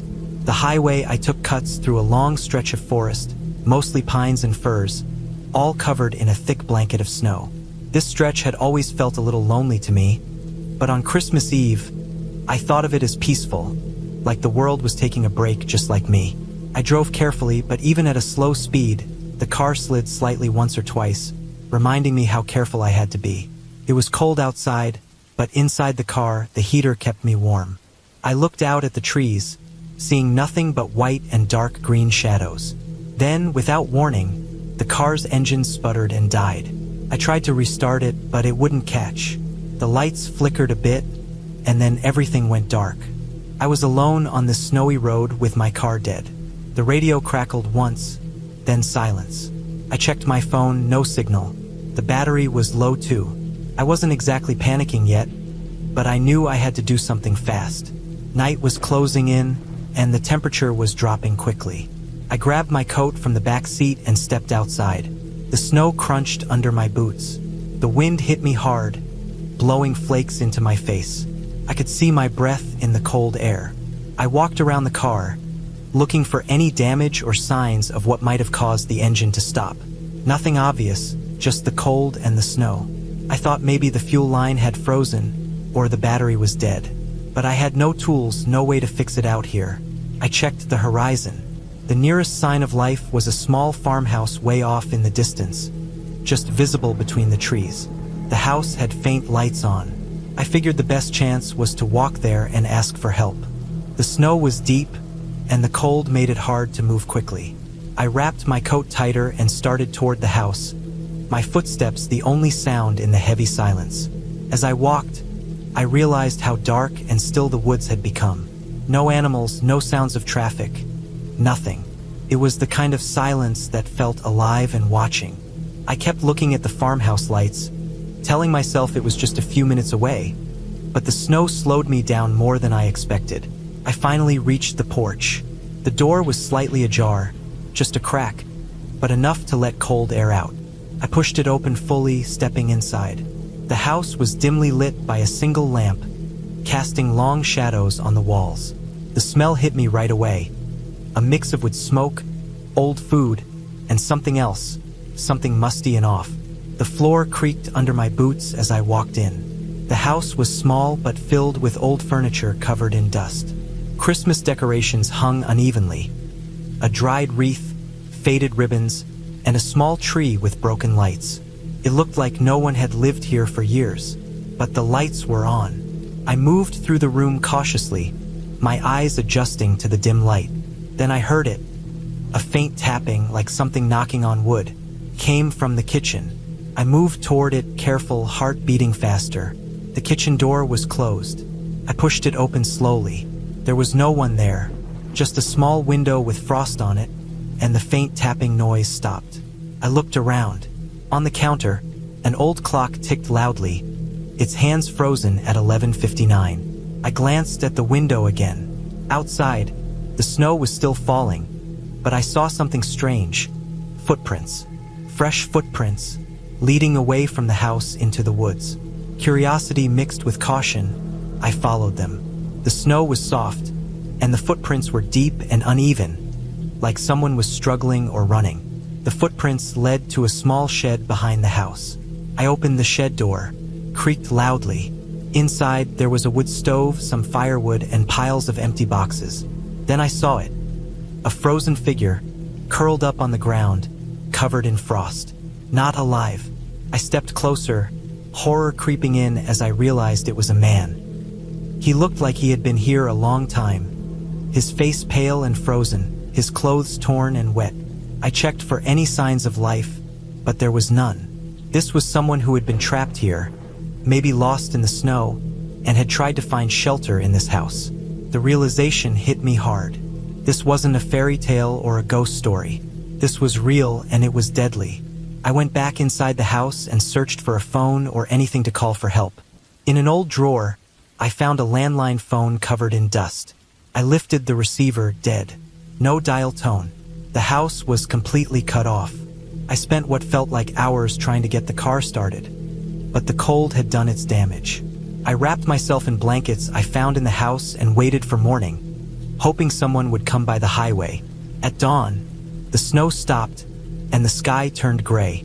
I decided to hike back to the road, leaving the cold, dead man behind. I walked carefully, my mind racing. How had this man ended up here? Had someone left him? Had he been trying to escape from something? When I finally reached the road, a truck passed by, and I flagged it down. The driver took one look at my frozen face and called emergency services. I told them everything, the broken car, the dead man, the isolated house. They said they would send a rescue team. As I waited, I realized how fragile life was, especially in this cold and dark. Christmas was supposed to be warm, but out here it could be cruel and unforgiving. The man in that shed was just one example of how quickly things could go wrong. And that silent house, with its broken decorations and frozen clock, felt like a warning. When the emergency team arrived, they searched the house and the woods around it. They confirmed the man had been missing for days, likely caught in a storm and freezing to death trying to find shelter. The old farmhouse was abandoned for years, and somehow his footprints had led him there, but no one had been around to help. I was driven to a nearby town to warm up and contact my family. My car was gone, left on the road to be towed. The experience stayed with me for a long time. How close I was to being in the same position, stranded and alone on a cold Christmas night. That Christmas, the story wasn't about presents or joy. It was about survival and the harsh truth that nature doesn't care about the holiday spirit. It was a sharp reminder that no matter how much we prepare, sometimes things can go terribly wrong, and the only thing we can do is keep moving, keep hoping, and never take warmth and safety for granted.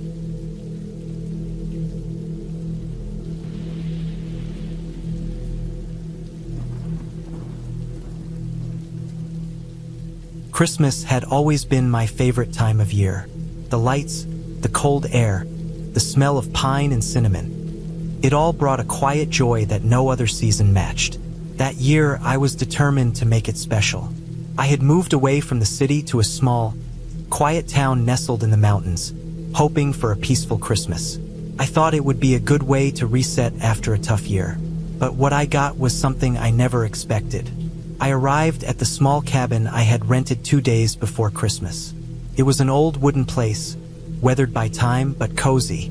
Snow blanketed the ground, thick and soft, muffling every sound outside.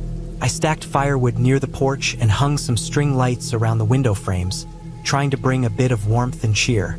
The air was crisp and cold, and my breath came out in little clouds as I worked.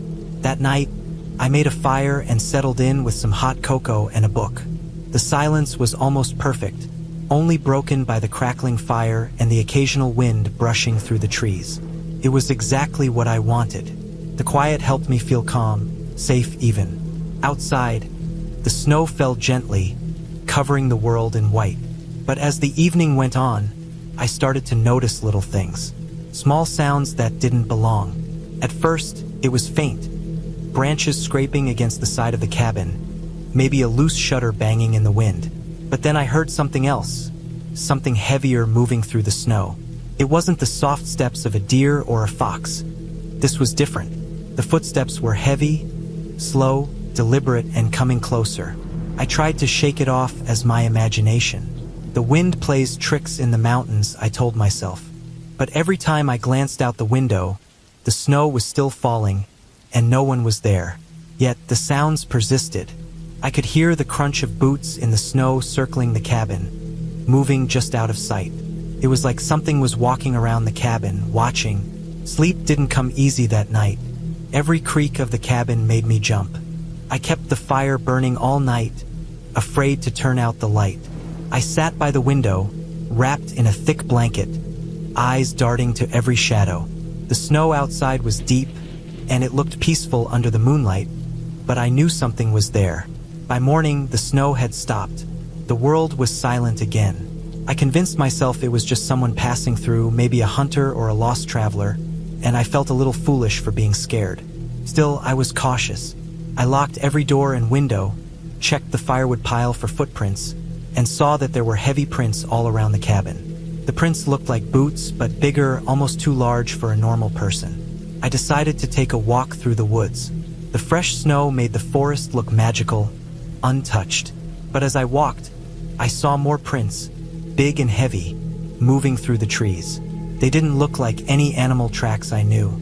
I followed them a short distance until they ended abruptly at a steep hill. The tracks vanished, as if whoever or whatever had made them climbed the hill and disappeared into the woods beyond. I hurried back to the cabin, my heart pounding. The sun was low now, casting long shadows through the trees. When I reached the cabin, I saw something that made my blood run cold.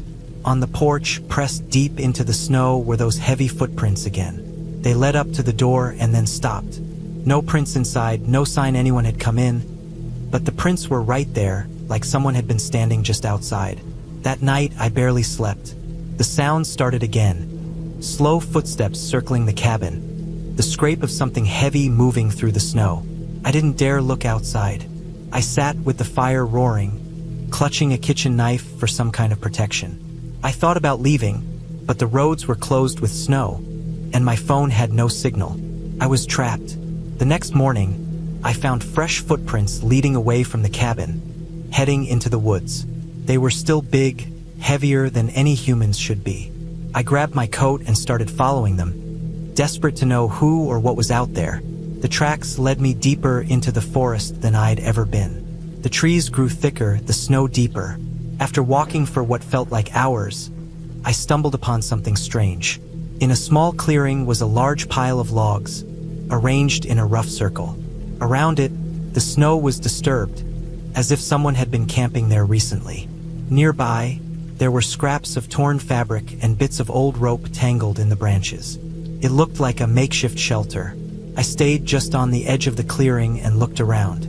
There were no footprints leading away from this place, only the large ones I had been following, and they stopped here. It was like whoever had been here had vanished. My mind raced with possibilities. Had I been watched by a person all along? Someone hiding in the woods, watching me? But why? What did they want? I felt exposed and small in the middle of that snowy silence. I turned to head back, my breath coming in short gasps, when I heard a sudden noise. Something crashing through the trees behind me. Panic surged through me. I ran as fast as I could through the deep snow, stumbling over roots and branches. The noise was right behind me, heavy steps pounding through the woods. I didn't look back. I just ran, my lungs burning, my legs aching, until I finally burst through the trees and saw the cabin's roof shining under the gray sky. I didn't stop until I was inside, locked the door behind me, and collapsed onto the floor, shaking. That night was the worst. The footsteps never left. Whoever it was circled the cabin, stayed close, always there but never seen. I stayed up all night, watching the windows, ready to defend myself. Morning finally came. The snow had stopped, and the world outside looked peaceful again. I decided I had to leave before the person, or whatever, came back. I packed quickly and started walking toward the main road, hoping to find help. The cold bit at my face, and the snow made every step hard, but I didn't stop. Hours later, I reached the road, where a plow had cleared a path. A car passed by, and I flagged it down, shivering and breathless. I told the driver everything I had seen and heard. They didn't laugh or brush it off. They said they knew about the place, how sometimes, in these remote mountains, people lost or desperate could hide for days. Some were harmless, others dangerous. The driver offered to take me to the nearest town.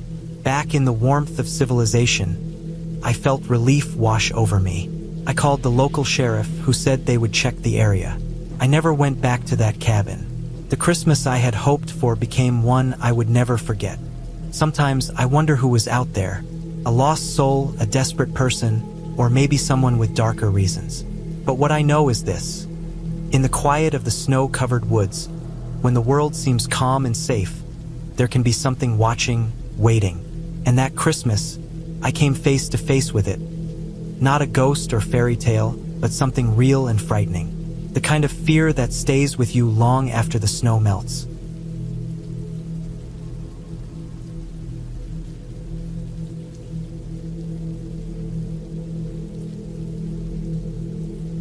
The winter was biting cold that Christmas Eve, the kind that makes your breath hang in the air like thin smoke and settles deep into your bones. The snow was falling steady and thick, blanketing everything around in a soft white silence. I was alone in the small cabin I'd rented up in the mountains, far from the city's usual Christmas noise. I had planned this trip to get away from the usual chaos. The endless shopping, the crowded malls, the fake smiles. Just me, the snow, and a few days of peace. But that night, peace was the last thing on my mind. The cabin was old but sturdy, made of heavy logs with a stone chimney that I had to light every few hours to keep warm. Inside, it smelled like pine and old wood, with the faint hint of smoke from the fireplace. I had brought a small Christmas tree, just to keep a bit of the holiday spirit around me. I decorated it with some cheap ornaments I found in a store before leaving, and I set a few candles on the table. The glow was soft and warm, a sharp contrast to the harsh cold outside. I was lying on the couch, wrapped in a thick blanket, watching the fire flicker when I heard it. The first sound that didn't belong. It was soft at first, just a faint scraping noise from outside the cabin. Maybe the wind pushing against the door, I thought, or a branch brushing the window. I tried to ignore it, but then it came again, louder, more deliberate. Scrape, scrape, scrape, like someone dragging their foot along the snow right outside. I got up and moved to the window, my heart starting to pick up pace. The snow was still falling, but the scrape was clearer now. It was definitely footsteps, not the light, quick steps of a deer or any animal I knew. These were heavy, slow, dragging. I squinted into the dark, but all I could see was the thick white snow and the shadows of the trees lining the edge of the clearing. The door creaked behind me, and I nearly jumped. I wasn't expecting any visitors. My phone had no signal out here, and the nearest neighbor was miles away. I checked the locks on the door, they were tight. Whoever was out there couldn't get in unless they had a key or broke the door down. I wanted to believe it was nothing, but the scrape noise continued, circling the cabin. Suddenly, the power went out. The whole cabin went dark except for the dim glow from the fireplace. I fumbled for my phone to use the flashlight, but still no signal. The cold started to seep in faster without the electric heater running. I wrapped myself tighter in the blanket and stayed by the window, watching for any sign of movement. The snow fell thicker, but the scrape was getting closer. Then I heard it, a low, steady thud against the door. Not a bang or a kick, but slow, heavy knocks. Someone was out there, right outside, and they weren't shouting or trying to call me, just knocking like they wanted to be let in. My mind raced. I had told no one I was here. There was no reason for anyone to come. No one in these woods this late in the evening. My thoughts scrambled through the possibilities. Maybe someone lost, maybe someone dangerous. I tried the door again, still locked tight. The knocking stopped. The scrape went quiet for a moment, and then came back, this time from the back window near the kitchen. I moved cautiously, trying to see through the frosted glass. There was nothing there, just snow and trees. But then a shadow shifted just for a second. Something big moving out there, just out of clear view. I grabbed the heaviest knife from the kitchen drawer, the kind used for cutting meat, but heavy enough to feel like a weapon. I checked all the windows, making sure they were locked too. The fear was thick, like the cold, making my hands shake. My breathing got louder in the silence of the cabin. I decided to try and make a fire outside, hoping the light and smoke might scare off whoever was lurking. I bundled up in my jacket and boots, took a flashlight, and stepped outside. The snow crunched underfoot, bright white under the moonlight. I gathered dry branches from a small pile I had made earlier and lit them carefully. The fire caught quickly, casting tall shadows on the snow. For a few minutes, everything was quiet. The scrape and knock sounds had stopped. But then, just as I was beginning to feel a little safer, I heard a loud crack in the woods, about 30 meters from the fire. Something heavy was moving through the trees. The snow muffled the sound, but the weight was clear. I stayed still, shining the flashlight in the direction of the noise. There was nothing at first, just dark trunks and white snow. Then I saw it. A large figure moving slowly between the trees. Not a person. Too big, too heavy. I thought maybe a bear, but bears usually avoid humans, especially with a fire burning. My heart was pounding. I started back toward the cabin, careful not to run or make noise. But then the figure stepped into the clearing, and I could see it clearly in the firelight. It was a man, old, dirty, wearing torn clothes and a heavy coat that looked like it had seen better days. His face was covered in frost, his eyes wide and wild. He was dragging a long piece of wood behind him, something sharp-looking stuck to the end. I froze. He looked desperate, like he had been wandering for days. Maybe he was lost, maybe he was dangerous. I held the knife tighter, my mind racing. He looked at the fire and then at me standing on the porch. I shouted, hoping to scare him away, but his eyes didn't move. Instead, he slowly started walking toward the cabin. I slammed the door shut and locked it again, feeling the cold settle around me like a heavy blanket. The knocking started again, slower this time. I knew I had to call for help, but there was no signal. I grabbed the emergency radio I had brought just in case, and turned it on. Static.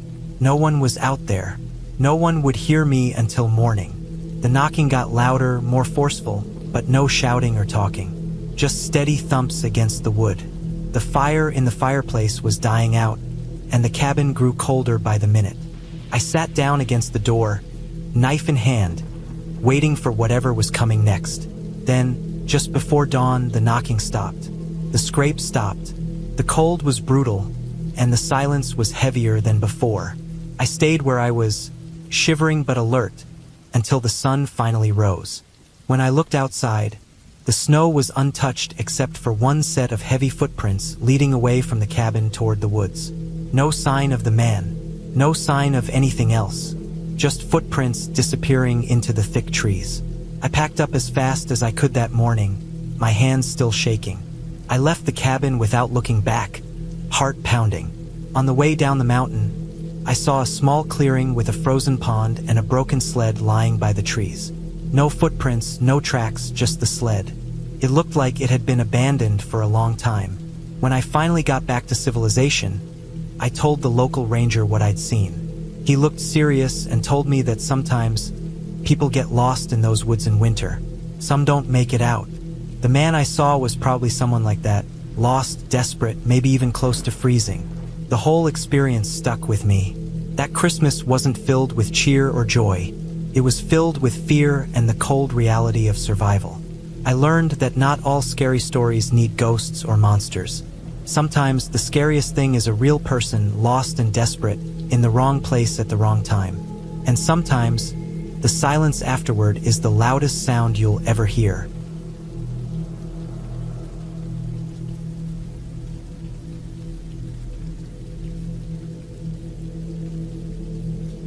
The cold bit into my skin as I stepped out into the gray December afternoon. The streets were empty, coated with a thin crust of ice that had formed overnight. Christmas lights blinked faintly on the houses nearby, but the usual cheer felt hollow this year. I was alone, carrying a heavy box of decorations to the old cabin my family had owned for decades, tucked away in the woods just outside town. The plan was to spend Christmas there, away from the noise and stress of the city, to find some quiet. The drive out had been slow, the icy roads making it hard to keep traction. When I finally reached the gravel path that led to the cabin, I noticed something odd. The gate was open, swinging slightly in the wind. That wasn't right. We always closed it and locked it up tight. The box in my hands felt heavier all of a sudden. As I walked up the path, I looked around carefully. The trees were bare, their branches scratching at the sky like long fingers. The ground was hard and frozen, crunching under my boots. I had been here plenty of times before, but today it felt different. There was a strange silence, as if the woods themselves were holding their breath. The cabin door was unlocked. That was the first real warning sign. We always made sure to lock up whenever we left, especially during winter when no one was around for miles. I pushed the door open and stepped inside. The air was cold, stale like it hadn't been warmed in days. Dust covered the wooden floorboards and the furniture was coated with a thin layer of grime. I set the box down on the kitchen table and started pulling out decorations, tinsel, lights, ornaments. The smell of pine from the small tree in the corner was faint but comforting. I decided to plug in the lights first to see if the power was still on. Nothing. The kitchen remained dark except for the pale light slipping through the grimy windows. I found a flashlight in the drawer and clicked it on. The beam cut through the darkness, revealing more signs that something was wrong. The couch was overturned, cushions ripped open. Broken glass littered the floor by the window. Whoever had been here had not just entered, they had made a mess. But nothing was stolen, or at least I couldn't tell yet.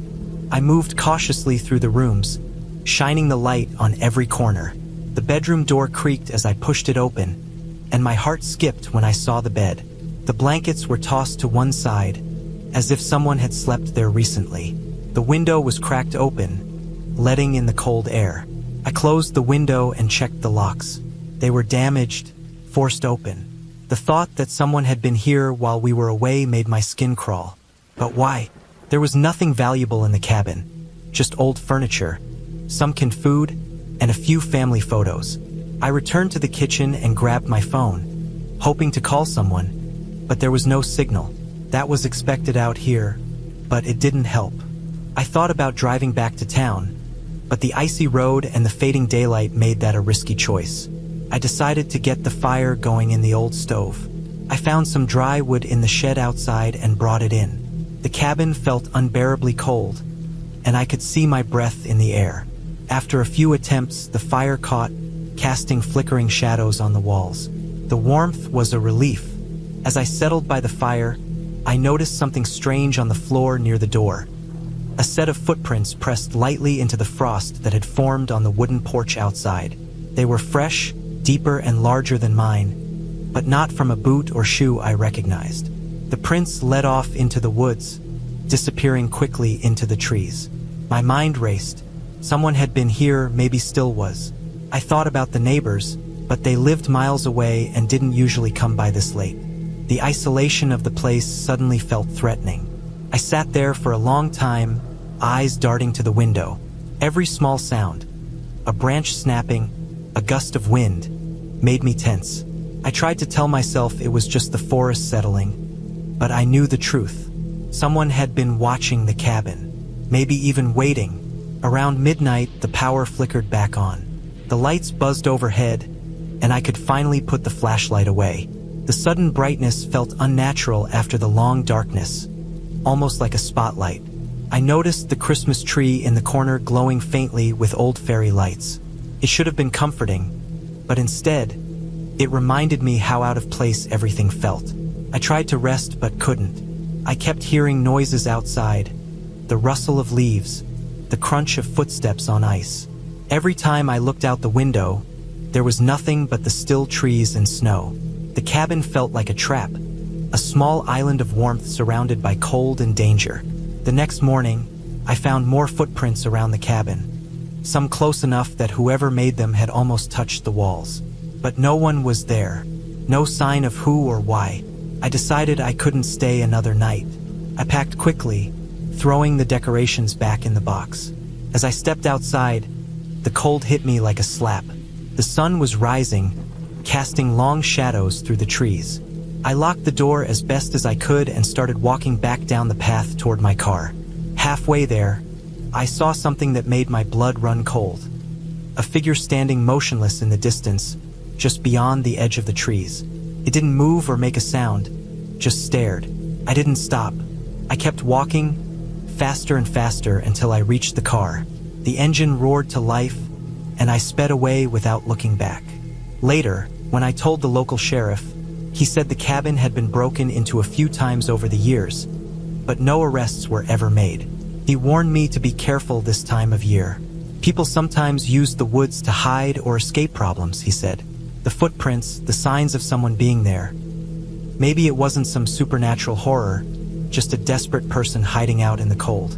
What scared me most was the thought of how close that person had been, how easily they could have been inside while I was there, and how little I really knew about what goes on when the world seems quiet. The cabin is now empty, and I'm done with Christmas there. The feeling of safety I thought I'd find was gone.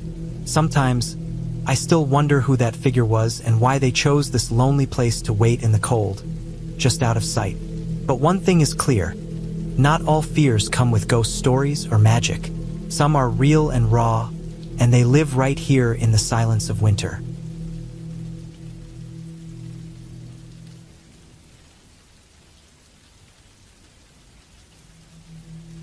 Christmas was supposed to be a time for joy and family, a break from the everyday. I never expected that one Christmas would turn into something I'd never forget. Not for the usual reasons, but because of how terrifying it became in the most real and cold way possible. No ghosts, no magic, no fantasy. Just a brutal, plain reality that stayed with me long after the holiday lights came down. I had decided to spend Christmas alone that year.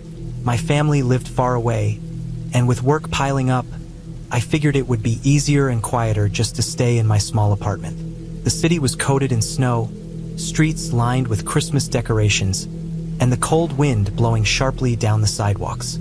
The sky was gray and heavy, and even though the holiday season was supposed to bring warmth, everything felt cold and distant. That morning, I went out to pick up some food and a few last-minute things for a simple Christmas dinner.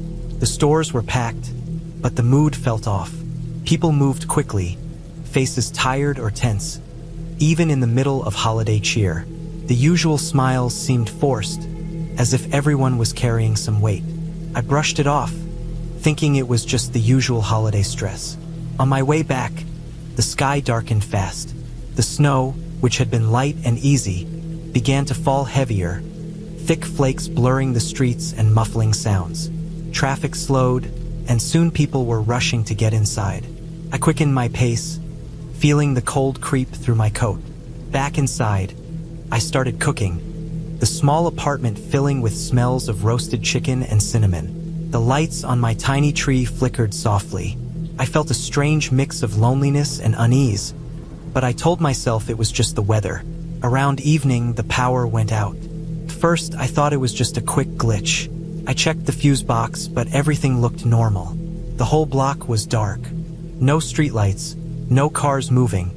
Nothing but the heavy silence outside and the cold pressing in through the windows. I found some candles and lit them, setting them around the room. The flickering light threw shadows on the walls, but it didn't feel cozy. The silence was too complete, and the snow outside had stopped falling but left a thick, white blanket over everything. Then, I noticed something else. My phone wasn't working. No signal, no calls, no messages. I tried restarting it, but nothing. It was as if the city had been cut off completely. I checked the windows. The streets were empty. No cars, no people. Usually, even on a snowy night, there'd be someone out, walking dogs, heading home, or just passing through. Tonight, nothing. Hours passed. The temperature inside dropped quickly. I wrapped myself in a blanket, trying to stay warm. I looked outside again and saw that the snow wasn't just on the ground. It was piling up, thick and heavy, blocking the roads. It was clear the city was stuck in a storm that wasn't letting up. The worst part was the silence. No sirens, no noise. No sign that help was coming or anyone was checking on the neighborhood. The blackout was total. As the night grew colder, I heard a distant, slow crunching sound outside, like footsteps on snow. At first, I thought it was a neighbor trying to get home, but the sound was uneven, irregular. Stopped, then moved again, closer this time. I stayed by the window, heart pounding. The street was empty except for the snow and dark shapes of parked cars buried under white. No one was there, or at least no one I could see. The sound vanished. I tried to convince myself it was just animals or the wind moving branches, but the feeling of being watched crept in. Later, I realized I had no way to contact anyone. No phone, no internet, and with the storm, no chance of getting out soon. The apartment's heater was electric, so with no power, it was just cold. I started to ration the food, eat slowly. I checked all the doors and windows, locking everything. It felt like the cold was pressing in on me from all sides, but worse was the silence and emptiness outside. The next day, I woke to a frozen apartment. The snow was piled higher at the windows, blocking most of the view. Still no power, no heat. I dressed in layers, moved around to keep warm. Outside, I could see footprints in the snow, some close to the building, but not many. No sign of cars or people trying to clear the roads. As the day went on, my thoughts grew darker. What if the blackout lasted for days? Weeks? What if help never came? Food was running low. The cold was unbearable. I heard the crunching sound again that night, closer, more deliberate. This time I saw a figure moving slowly near the edge of the streetlight's faint glow. It wasn't wearing anything like a coat, just dark clothes hunched over. It stopped and stared in my direction. I held my breath, hoping they wouldn't notice me behind the curtains. But then the figure moved away slowly, disappearing into the snow and dark. It was the first time I felt truly scared. Not from anything supernatural, but from the real world outside my window turning strange and hostile. Over the next days, the snowstorm showed no sign of stopping. The power outage continued. The city felt abandoned. The stores were closed, no deliveries, no police or emergency crews. I started to think about what I could do if I had to leave. The streets were blocked. Walking outside meant risking freezing or getting lost in the white wilderness of snow and wind. On the fourth day, I finally heard the sound of an engine. A snowplow breaking through the thick snow. Relief flooded me. I rushed to the window to see it clear a path down the street. After hours, I finally saw a few cars coming slowly, headlights piercing through the gray haze. People were outside again, wrapped up tight against the cold. The power came back late that evening, and the heat returned like a blessing. Christmas that year was nothing like usual. There were no festive dinners with family or loud celebrations. Just a quiet survival against the cold and isolation. But through all of it, I learned something about real fear. Not the kind from stories or movies, but the fear of being alone, cut off and vulnerable when the world around you turns against you. That Christmas left me with a deep respect for normal days and the warmth of people around you. I still remember every detail. The silence, the cold, the feeling of being trapped in a city that suddenly felt like a ghost town, but without any ghosts. It was a Christmas that taught me the hardest lessons come not from fantasy but from the harsh, unforgiving reality.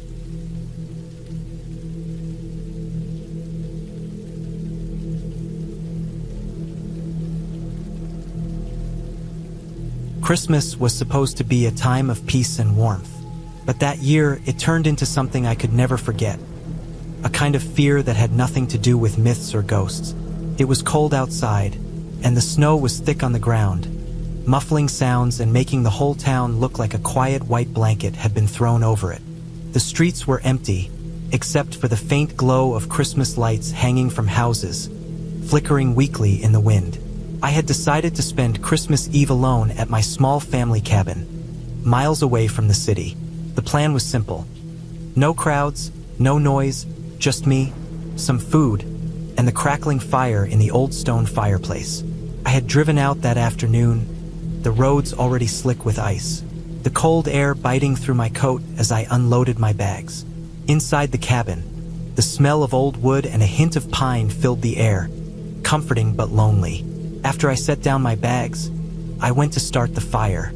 The matches were old but still worked, and soon the flames were dancing in the hearth, casting warm orange light across the worn furniture and holiday decorations I'd left from last year. I unpacked some canned food and hot cocoa, planning to eat, watch some old Christmas movies on the small TV, and then sleep early. As the evening deepened, the wind outside picked up, howling like a low growl through the trees. It made the cabin creak and groan. At first, it was just normal winter sounds. But after a while, I noticed something else. Soft, slow footsteps crunching through the snow outside.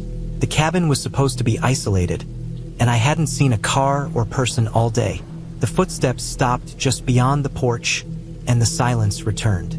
I told myself it was probably a neighbor or maybe a stray animal. I tried to focus on the movie, but the sound of footsteps kept coming back, always stopping right outside the window closest to the door. I didn't dare look out at first. Then I noticed something strange. The porch light, which I was sure I had turned off, was flickering on and off. My heart started to pound. I grabbed the flashlight from the kitchen drawer and slowly stood up, moving toward the window. The beam of the flashlight stretched out into the night. The snow-covered yard was empty. No footprints, no signs of anyone. The wind had erased anything that might have been left behind. But the footsteps kept coming back every few minutes, always stopping just outside. It was like someone was pacing, watching, waiting. I shut the curtains and tried to keep calm. Maybe I was just tired and hearing things. But then I heard it. A faint tapping on the door. Slow, steady, and deliberate. My breath caught. I was alone, miles from anyone, and it was late at night. No one was supposed to be here. I looked out through the peephole. Nothing. Just the snow falling softly. I could see the ground beneath the porch light, which was still flickering. Then the tapping started again, louder this time. My fingers trembled as I grabbed the small kitchen knife I kept for emergencies. I moved to the door, heart hammering, and opened it just a crack. Nothing. No one there. Just the cold night air and the quiet snow. I stepped out onto the porch and looked around. No footprints, no signs of a person hiding nearby. The wind had wiped the snow clean again. But I knew what I had heard. It wasn't the wind or an animal. Suddenly, I heard a low, wet sound from the side of the cabin, near the woods, like something dragging itself through the snow. I grabbed my coat and flashlight and headed toward the noise, determined to find out what was there.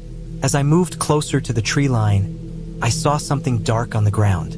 It was a man, or at least it looked like one. His clothes were torn and soaked with blood. He was breathing but barely, his face pale and frozen from the cold. I didn't know how long he had been there, but it must have been hours. I helped him inside as quickly as I could and laid him near the fire. The man was weak and shivering, barely able to speak. I called 911 on my cell, but the signal was weak, almost dead. I gave him some water and covered him with a blanket, trying to warm him up. He didn't say much, just pointed to the woods and made a shaking motion with his head. That's when I realized something terrible had happened. He was running from something or someone. The blood wasn't his own. It was smeared on his clothes from where he must have dragged himself through the snow. His eyes looked terrified, like he had seen something he couldn't explain. I stayed awake with him all night, watching the woods through the windows, waiting for whatever had chased him to come back. The wind died down around dawn, and the snow stopped falling. The man's breathing steadied, but he remained silent. In the morning, the signal on my phone was strong enough to call for help. The ambulance arrived within an hour. The man was taken to the hospital, and I told them everything I knew. Later, the police searched the woods and found signs of a violent struggle. Broken branches, bloodstains, and footprints leading away into the deeper forest. They never found the attacker, but neighbors reported strange vehicles driving slowly down the roads that night, looking for something or someone. That Christmas, what I thought would be a quiet, peaceful time turned into a reminder that fear doesn't need ghosts or legends to be real. Sometimes it hides in the cold dark outside, in the unknown footsteps, and the desperate fight to survive. The man survived, but he never fully recovered from that night. And I never went back to that cabin again. Instead, I spent every Christmas after that surrounded by people, lights, and noise. Anything to keep the darkness and silence away. Because sometimes, the scariest thing isn't what you imagine, but what actually walks beside you in the cold.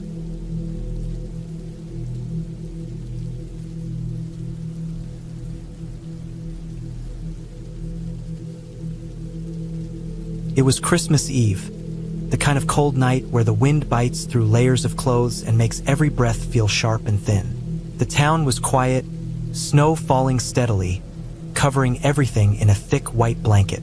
The streets were almost empty except for a few people rushing home with packages, their heads down against the wind. I was alone, walking back from the small grocery store, carrying a heavy bag filled with food for the holiday dinner I was preparing. The weight of the bag was nothing compared to the weight in my mind. I had decided to spend Christmas alone this year.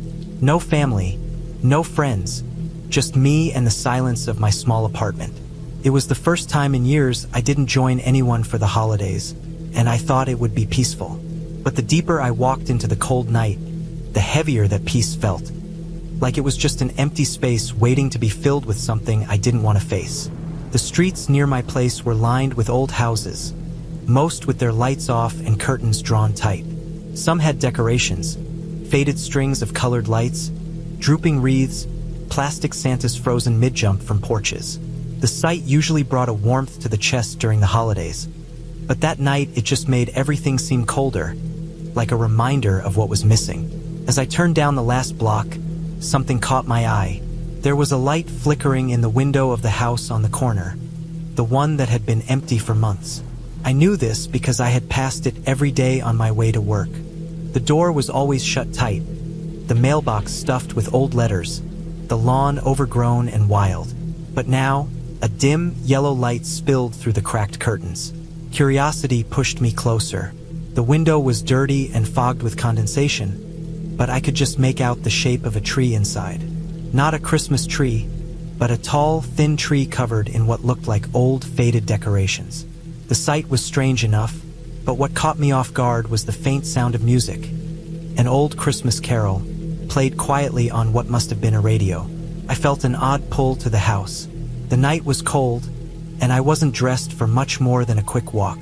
But I hesitated outside the door for a moment, then reached out and knocked lightly. No answer. I knocked again, louder. Still nothing. I knew it was strange to approach a deserted house on Christmas Eve. Stranger still to feel like I was supposed to be there. But something about the scene, the tree, the music, the light, made me feel like I was missing something important. Like there was a story waiting to be told in that empty space. I tried the door handle. It was unlocked. Inside, the air was cold and smelled faintly of dust and wood. The light came from a small lamp sitting on a rickety table near the stairs. The floor creaked under my feet as I stepped in. The tree stood in the corner of the living room, decorated with brittle old ornaments, some cracked, some faded to dull colors. There were no presents under it, just a thin layer of dust.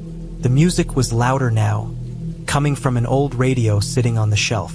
It was playing a scratchy, slow version of Silent Night. I started walking around, noticing things that made the place feel frozen in time. On the walls hung yellowed photographs of a family. Smiling faces, children in old-fashioned clothes, and a man and woman standing close together.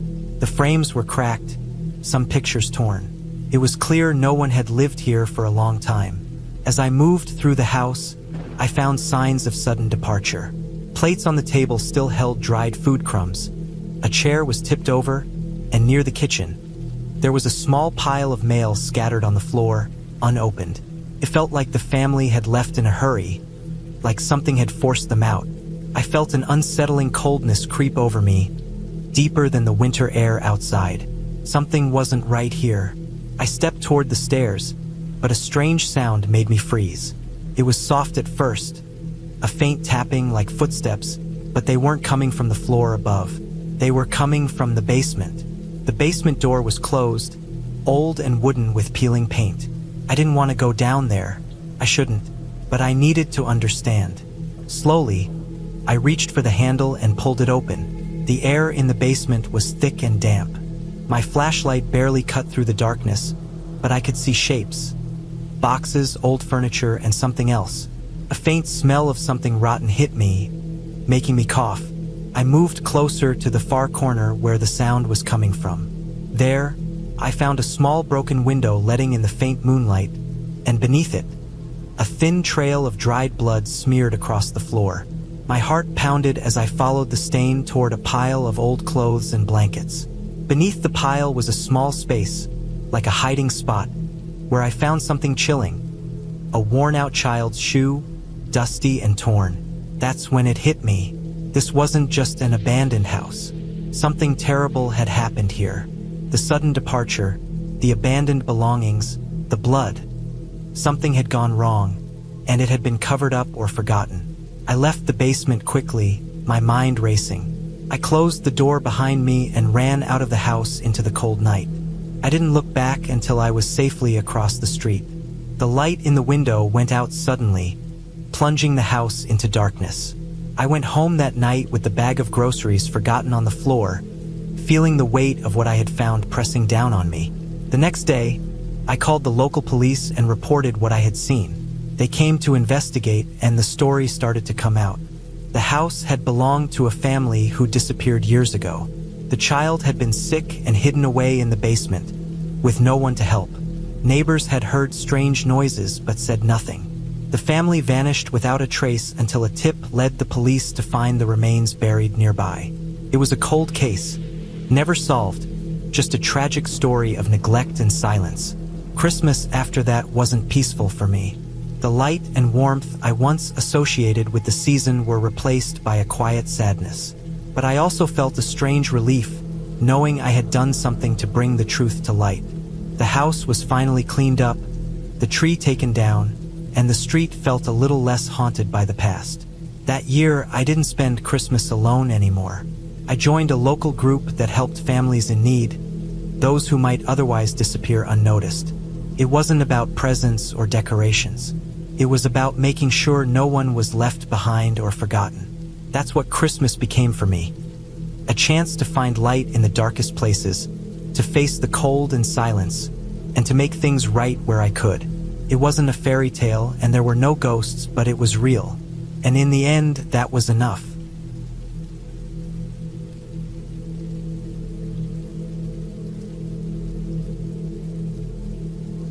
Christmas had always been my favorite time of year. The cold air, the soft blanket of snow covering the ground, and the way the world seemed quieter somehow, calmer. That year, I decided to spend Christmas alone, away from the noise of the city and the usual chaos of family gatherings. I drove out to a small cabin I had rented in the woods, a place I had found online, advertised as peaceful and private. The kind of place where you could disappear for a few days and forget everything else. The cabin was just far enough from the nearest town to feel isolated, but close enough that I could get supplies if I needed. It was small, made of dark wood, with a stone chimney and windows frosted over from the cold. Inside, it smelled like pine and old wood, and there was a fireplace waiting to be lit. I had brought firewood, canned food, some frozen meat, and a few basic things.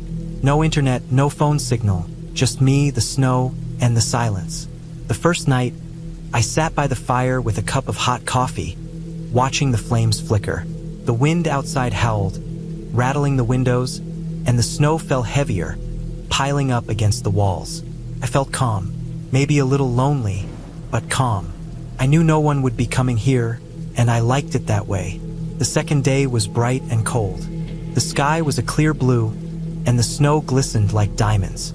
I went outside, wrapped in my thick coat and boots, and walked through the forest, feeling the crunch of snow beneath my feet. The trees were heavy with ice, their branches hanging low. I found a small frozen creek and watched the thin layer of ice ripple under the weak winter sun. It was beautiful, almost magical. But as the day went on, I noticed something strange. The forest felt too quiet. Usually, when you're in the woods, you hear birds, squirrels, the rustle of animals moving through the underbrush. But here it was dead silent. No chirps, no rustling, no signs of life. Just the sound of the wind and my own breathing. That night, as I settled back in the cabin, I heard something outside. A soft thud, like footsteps on the snow. I froze, listening. The sound came again, slow and deliberate, walking past the windows. I looked outside, but the darkness was thick, and the snow muted everything. No shapes, no figures, just the empty woods. I tried to convince myself it was an animal, maybe a deer or a stray dog, but the footsteps didn't sound like animal tracks. They were heavy, steady, and close to the cabin. My heart started to beat faster. I closed the curtains and locked the doors, making sure everything was secure. The fire crackled, casting long shadows on the walls, but outside, the silence returned. The next morning, I found strange marks in the snow around the cabin. Not animal tracks, but footprints. Big, wide, and spaced evenly as if someone had walked around the cabin carefully. I stared at them, confused and uneasy. No one else was supposed to be out here. I spent the day inside, trying to ignore the feeling that I was being watched. The cold air seeped through the cracks in the windows, and the firewood was running low faster than I expected. I wrapped myself in blankets and stared at the door, waiting for something to happen. That night, the footsteps returned. This time, they were louder, closer, circling the cabin slowly. I held my breath as the sound stopped right outside the front door. Then, a long scrape like a nail or a sharp object dragging along the wood. I wanted to shout, to call for help, but my voice caught in my throat. I was alone, deep in the woods with no one to hear me. After what felt like hours, the footsteps moved away, fading into the distance. I stayed awake until dawn, every muscle tense, waiting for the sun to rise. When morning finally came, I dared to look outside. The footprints were still there, fresh and clear. But now, there were more signs of something unnatural. The snow around the cabin was disturbed, like someone had been digging or clawing at the ground. Near the back door, the earth was torn up, and small scratches covered the wood. I checked the locks on the doors and windows again, feeling panic rise in my chest. There was no way anyone could have broken in without me noticing, but the signs were undeniable. Someone or something had been here. I decided to leave. I packed my things quickly, grabbing whatever I could carry. As I prepared to leave, I heard a low sound outside, almost a growl mixed with a cough. Came from the woods behind the cabin. I didn't stop to look. I ran to my car, my breath visible in the freezing air, heart pounding so hard I thought it might burst. When I got to the car, I saw the front hood was scratched deeply, the paint ripped off in jagged lines. The tires had marks around them, like something tried to stop me from leaving. I slammed the door shut, locked it, and started the engine. The heater struggled to warm the cold inside the car as I pulled away from the cabin, my eyes scanning the tree line the entire time. The drive back to town was slow, the roads covered in ice and snow. I kept looking in the rearview mirror, half expecting to see something following me. But the road behind was empty, silent. When I finally reached the edge of the forest, the feeling of dread began to ease. Back in town, I reported the incident to the local authorities. They came out to the cabin with me the next day. The police officer looked serious as he examined the place. He told me that the area had been known for strange animal attacks recently.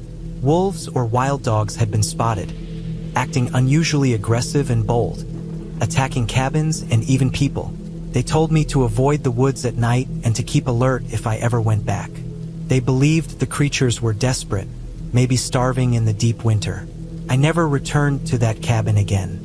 The Christmas I spent there left me with a lasting fear that sometimes nature itself can turn dark and dangerous without any ghosts or magic involved. Just real animals, desperate and wild, reminding me that the woods don't belong to us. And sometimes, when we think we are safe, we're not. The silence you feel in the forest can be the last thing you hear before something comes for you. That Christmas, I learned that the real horror isn't from stories or legends. It's the raw, cold reality of being alone, vulnerable, and hunted.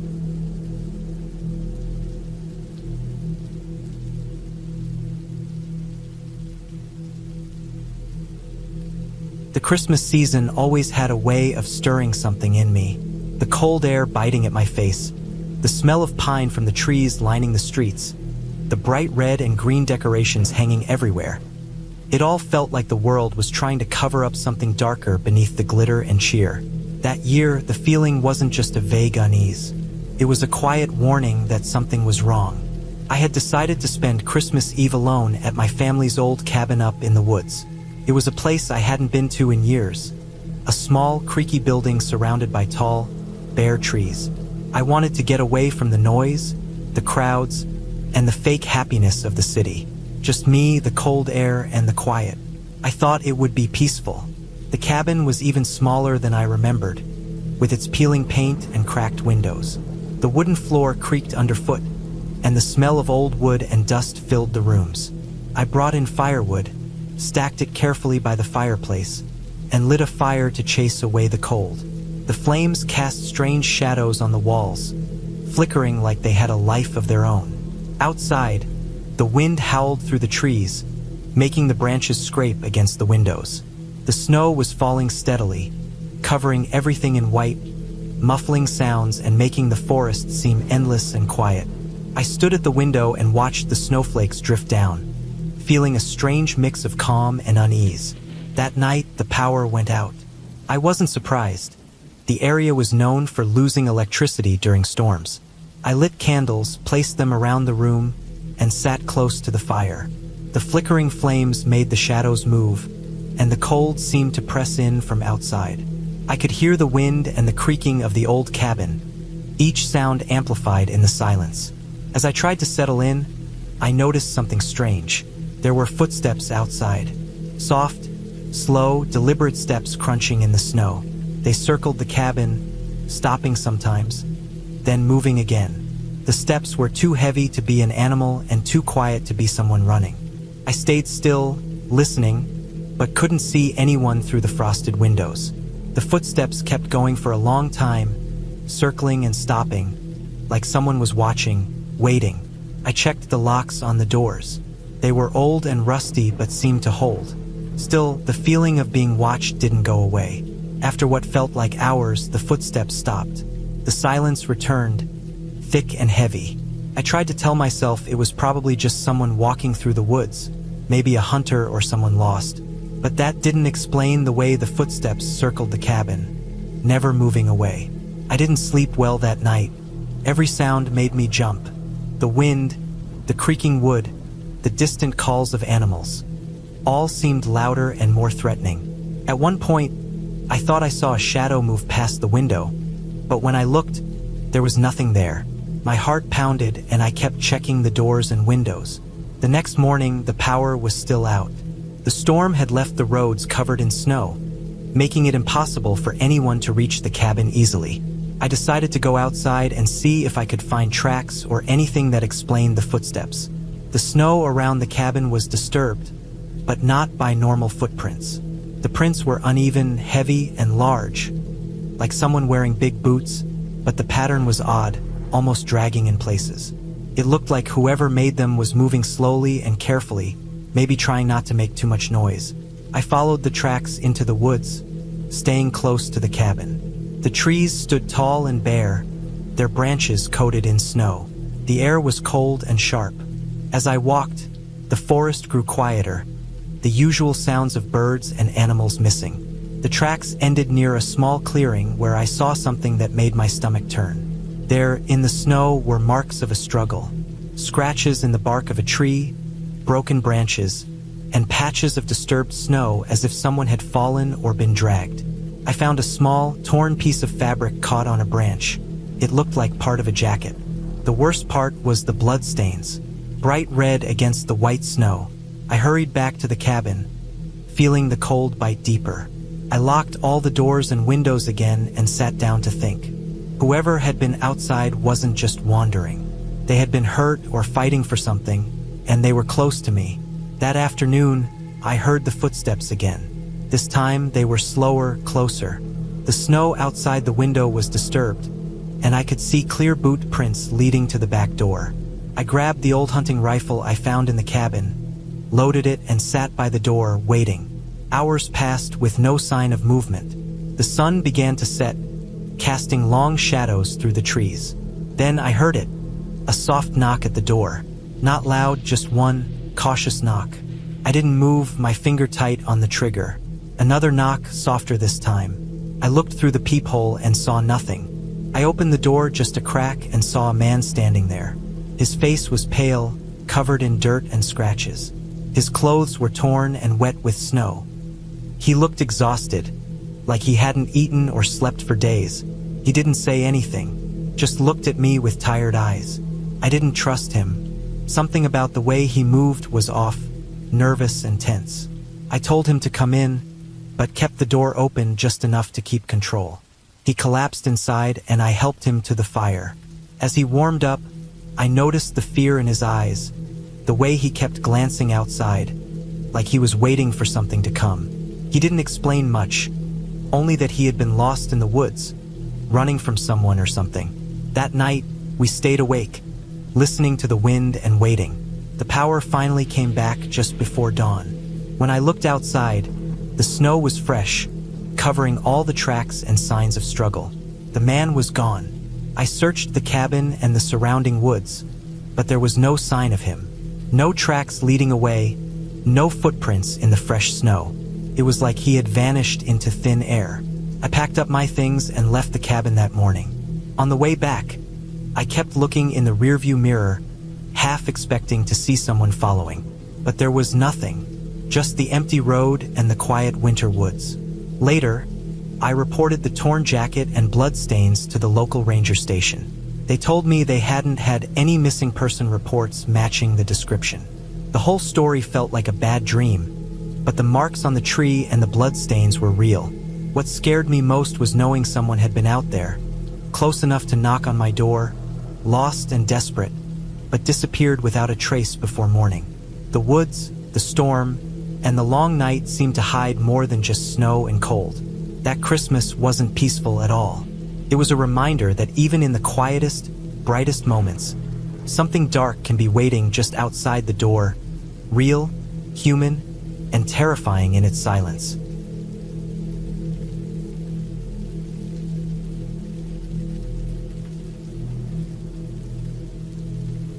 Christmas was supposed to be a time of joy, warmth, and family. But that year, it became something I will never forget, for all the wrong reasons. It all started a few days before Christmas, when I decided to take a short trip to a remote cabin in the mountains. I wanted to get away from the noise of the city and spend the holidays alone, just me and the silence of the snow-covered woods. The cabin was old but sturdy, built decades ago by a family who had long since moved away. It sat near a frozen lake, surrounded by tall pine trees heavy with snow. I arrived in the late afternoon, the sky gray and cold, the wind sharp against my face. The air smelled crisp and clean, mixed with the faint scent of pine and smoke from nearby chimneys. I parked my car on the snowy driveway and grabbed my bags, already feeling the calmness of being far from people. Inside, the cabin was simple. A stone fireplace dominated the main room, and the furniture was plain but comfortable. There was a small kitchen, a bedroom with a thick quilt on the bed, and a narrow stairway leading to a loft. I spent the first evening unpacking, lighting a fire, and making a small dinner. Outside, the snow kept falling softly, blanketing the ground in white. The next day, Christmas Eve, I woke to a frozen world. The trees glittered with frost, and the lake was completely covered in ice. I wrapped myself in a heavy coat, boots crunching on the snow as I explored the area. The silence was almost too complete. No birds, no animals, just the soft sound of wind moving through the branches. I gathered some dry wood near the cabin, careful not to stray too far. As evening approached, I built another fire in the fireplace. The cabin felt cozy despite the cold outside. I found an old box in the corner filled with Christmas decorations left by the previous owners. A few strings of faded lights, some dusty ornaments, and a hand-carved wooden star. I hung the star above the fireplace, smiling a little at the quiet charm of it all. Then, I noticed something strange. The old wooden door that led to the back porch was slightly ajar. I was sure I had locked it earlier, but maybe the wind had pushed it open. I closed it tightly and checked the lock twice. The wind howled outside, making the windows rattle.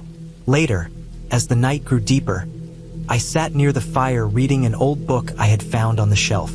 Suddenly, I heard a noise, soft but clear. It sounded like footsteps crunching in the snow, coming from the back of the cabin. My heart jumped. I wasn't expecting anyone else here. The cabin was miles from the nearest house. I stayed still, listening. The sound stopped as suddenly as it started. Maybe it was an animal, I told myself, but the footsteps didn't sound like deer or foxes. They were heavier, deliberate. I grabbed a flashlight and opened the door carefully. The snow outside was untouched except for a single set of footprints leading away from the cabin into the dark woods. The tracks were big, too big to be mine. They disappeared after a short distance, swallowed by the fresh snowfall. I went back inside, locked every door and window, and sat near the fire. My mind was racing, but I tried to calm down. Maybe someone was just walking by, a hunter or a hiker, but why would they leave footprints and then vanish? The next day, Christmas morning, I woke early, hearing the wind still blowing hard outside. I looked out the window and saw the forest covered in thick snow, no signs of the footprints from before. I thought maybe I had imagined it all. I made coffee and sat by the fire, feeling more relaxed. But then I heard the noise again, this time louder, coming from the porch. It was a slow scraping sound, like someone dragging something heavy on the wood. I froze and looked toward the door. My mind screamed to run, but my body stayed rooted. I grabbed a kitchen knife from the counter, my hands shaking. Slowly, I approached the door and peeked through the window. There was nothing there. The porch was empty, the snow untouched. But then, I noticed something on the ground. A large branch had been broken off a tree and placed right at the doorstep. It wasn't a natural thing. Someone had put it there deliberately. Fear started to settle in. Whoever had been here was close, maybe watching. I stayed inside, checked the locks again, and pulled the curtains shut. The rest of the day passed without incident, though every sound made me jump. Outside, the snowstorm was getting worse. That night, the power went out. The cabin was plunged into darkness except for the firelight and my small flashlight. I kept the knife close, my heart pounding. Then I heard it, the unmistakable sound of footsteps again, this time on the porch, slow and heavy. Suddenly, a loud banging shook the door. Someone was trying to get in. Panic flooded my chest. I backed away, looking for a way to escape. The windows were too small and high to climb out. The door was my only way. The banging stopped, but I heard whispering outside. Not words I could understand, just low sounds that sent chills down my spine. I grabbed my coat and backpack, ready to run if I could open the door. I waited until the footsteps moved away, disappearing into the woods. The snowstorm outside masked the sounds, giving me a chance. I opened the door quickly, the cold air hitting me like a wall. I ran toward my car, the snow up to my knees. When I reached the car, I found the tires frozen solid. The storm had iced over everything. My phone had no signal. I was trapped. I spent the night in the car, shivering and scared. The storm raged on, and the thought of someone watching or trying to break in stayed with me. Morning finally came, and with daylight I tried the tires again. I managed to dig around and clear some snow. Slowly, I got the car started and drove away from that place as fast as I could. Later, when I told others about what happened, they said maybe it was some local who didn't like strangers. Maybe someone who didn't want anyone near their land. The footprints, the broken branch, the banging, all signs of someone territorial, dangerous but very real. That Christmas, instead of peace and joy, I got fear and uncertainty. The woods, the snow, and the silence all hid something that didn't want me there. I never went back to that cabin, and I always make sure to spend the holidays somewhere crowded, where the warmth isn't just from the fire, but from people around me.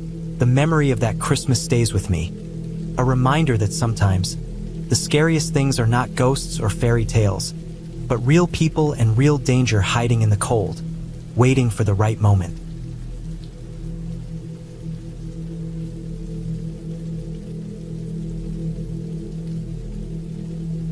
The winter air was cold and sharp that Christmas Eve, the kind of cold that seemed to bite through even the thickest coats. I was alone in my small cabin in the woods, miles away from any town or neighbor. The forest around me was silent except for the occasional crunch of snow under my boots as I had gone out earlier to gather firewood. The sky was overcast, heavy with dark clouds promising more snow before the night was over. The dim light from my fireplace flickered against the wooden walls, casting long, uneasy shadows. I wasn't the kind of person to spend Christmas surrounded by people. Usually, I found comfort in solitude, away from the noise and fake smiles of crowded gatherings. This year, after everything had gone wrong, losing my job, the breakup, and the endless pile of bills, I chose the woods for Christmas. I thought the silence would help me think, maybe find some peace. Instead, it only made me feel more alone. The cabin was small, just one room with a tiny kitchen and a bed pushed against the far wall. I had strung a few old Christmas lights around the window, their pale glow barely fighting the darkness outside. On the small table sat a half-finished cup of coffee, the steam long gone, and a worn book I hadn't touched all evening. Outside, the wind began to pick up, rattling the cabin's wooden frame. I could hear the snow starting to fall, light at first but then heavier, muffling the forest sounds further. The night was deepening fast. Suddenly, something caught my attention. A faint, irregular sound from outside, something like a scraping noise, soft but deliberate. It was not the usual creak of the trees or the wind pushing against the cabin. It was closer, just beyond the small porch, and it repeated at odd intervals. I stayed still, listening, trying to convince myself it was just an animal. The woods were full of creatures, especially this time of year, but the noise didn't quite fit any of the normal sounds I was used to. I grabbed my flashlight and wrapped myself in a heavy coat, deciding to check outside. The snow had piled up quickly, and the ground was already a thick, white blanket. The porch steps were covered, but the scraping sound was still there, coming from the edge of the trees. Stepping carefully into the snow, I pointed the flashlight toward the noise. The beam cut through the darkness, illuminating the frozen branches and patches of snow-covered ground. At first, I saw nothing, just the quiet forest, untouched and still. But then my light caught on something odd. Deep scratches on the side of the cabin near the porch. The marks were long, jagged, and fresh, as if something large had tried to claw or scrape at the wood. My heart jumped. The scratches didn't look like any animal tracks I had seen before, and the size was bigger than any bear or wolf paw. The scraping started again, this time from the trees on the other side of the cabin, just beyond the reach of the flashlight. It was slower, methodical. I turned to look in that direction, feeling the weight of cold sweat trickle down my back despite the freezing temperature. I didn't want to believe that something was out there, stalking me, but the feeling of being watched was overwhelming. I hurried back inside, locking the door behind me, my hands trembling as I bolted the latch. I could still hear the faint scraping noises moving around the cabin's perimeter, mixed with the whisper of wind through the branches. I sat down close to the fire, my breath heavy, eyes glued to the dark window. Outside, the snow fell harder, covering the fresh scratches little by little. Time passed slowly, the night stretching endlessly. Then, the silence was shattered by a loud thud against the cabin door. It wasn't just a knock or a gust of wind. It was a heavy, powerful bang that rattled the entire cabin. I jumped up, heart racing, and grabbed a heavy metal poker from beside the fireplace. The banging came again, 3 times in quick succession, each hit making the cabin shake. I moved to the door, looking through the peephole but seeing nothing but swirling snow and darkness. My mind raced, trying to figure out what to do. The cabin was too small and isolated. No neighbors to call for help. No cell phone signal for miles. My only chance was to wait until morning or try to make a break for the road, if I could even find it in the whiteout. The banging stopped as suddenly as it had started. The woods fell quiet once more, save for the snow falling softly. I stayed awake the rest of the night, clutching the poker, listening for any sound. When dawn finally broke, the cold light revealed the full scene outside. The snow had covered much of the ground, but I could still see deep, heavy footprints leading away from the cabin into the trees. They were large, too large for any human. But there were no signs of claws or paws in the snow, just these massive boot-like prints, as if someone had worn oversized boots and walked slowly around the cabin. I followed the trail, heart pounding, the snow crunching under my feet. It led deeper into the forest, fading out after a few hundred yards. There was no sign of who or what had made them. No dropped tools, no broken branches besides the natural fallen trees. Back at the cabin, I found more scratches on the door frame where the banging had been, but nothing else. I spent the next few days checking the area, never finding another sign of the strange visitor. I reported the incident to the local ranger station once I was back in town, but they said nothing unusual had been reported in that area. I've thought a lot about that night since. There was no ghost, no monster from a fairy tale, just something real, something human enough to make those giant boot prints but strong and patient enough to circle my cabin in the middle of a storm and leave its mark without ever being seen. Could have been a desperate person lost in the woods, or something else entirely. Whatever it was, it reminded me how thin the line between safety and danger can be, especially when you're alone. That Christmas was the hardest I've ever faced, not because of loneliness or cold, but because of that lingering feeling of being watched, hunted maybe.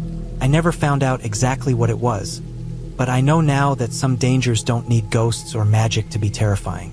Sometimes the scariest thing is the unknown, real and close enough to touch, but just out of sight. And every Christmas since, when the wind howls outside and the snow falls heavy, I remember that night in the cabin, and how close I came to something I'll never understand. That's a kind of fear that doesn't fade, no matter how many years pass or how far away you go. It stays with you, quiet and waiting.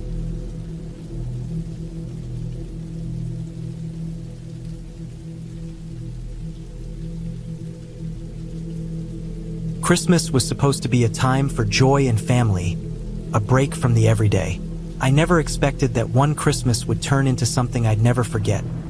Not for the usual reasons, but because of how terrifying it became in the most real and cold way possible. No ghosts, no magic, no fantasy. Just a brutal, plain reality that stayed with me long after the holiday lights came down. I had decided to spend Christmas alone that year. My family lived far away, and with work piling up, I figured it would be easier and quieter just to stay in my small apartment. The city was coated in snow, streets lined with Christmas decorations, and the cold wind blowing sharply down the sidewalks. The sky was gray and heavy, and even though the holiday season was supposed to bring warmth, everything felt cold and distant. That morning, I went out to pick up some food and a few last-minute things for a simple Christmas dinner. The stores were packed, but the mood felt off. People moved quickly, faces tired or tense, even in the middle of holiday cheer. The usual smiles seemed forced, as if everyone was carrying some weight. I brushed it off, thinking it was just the usual holiday stress. On my way back, the sky darkened fast. The snow, which had been light and easy, began to fall heavier, thick flakes blurring the streets and muffling sounds.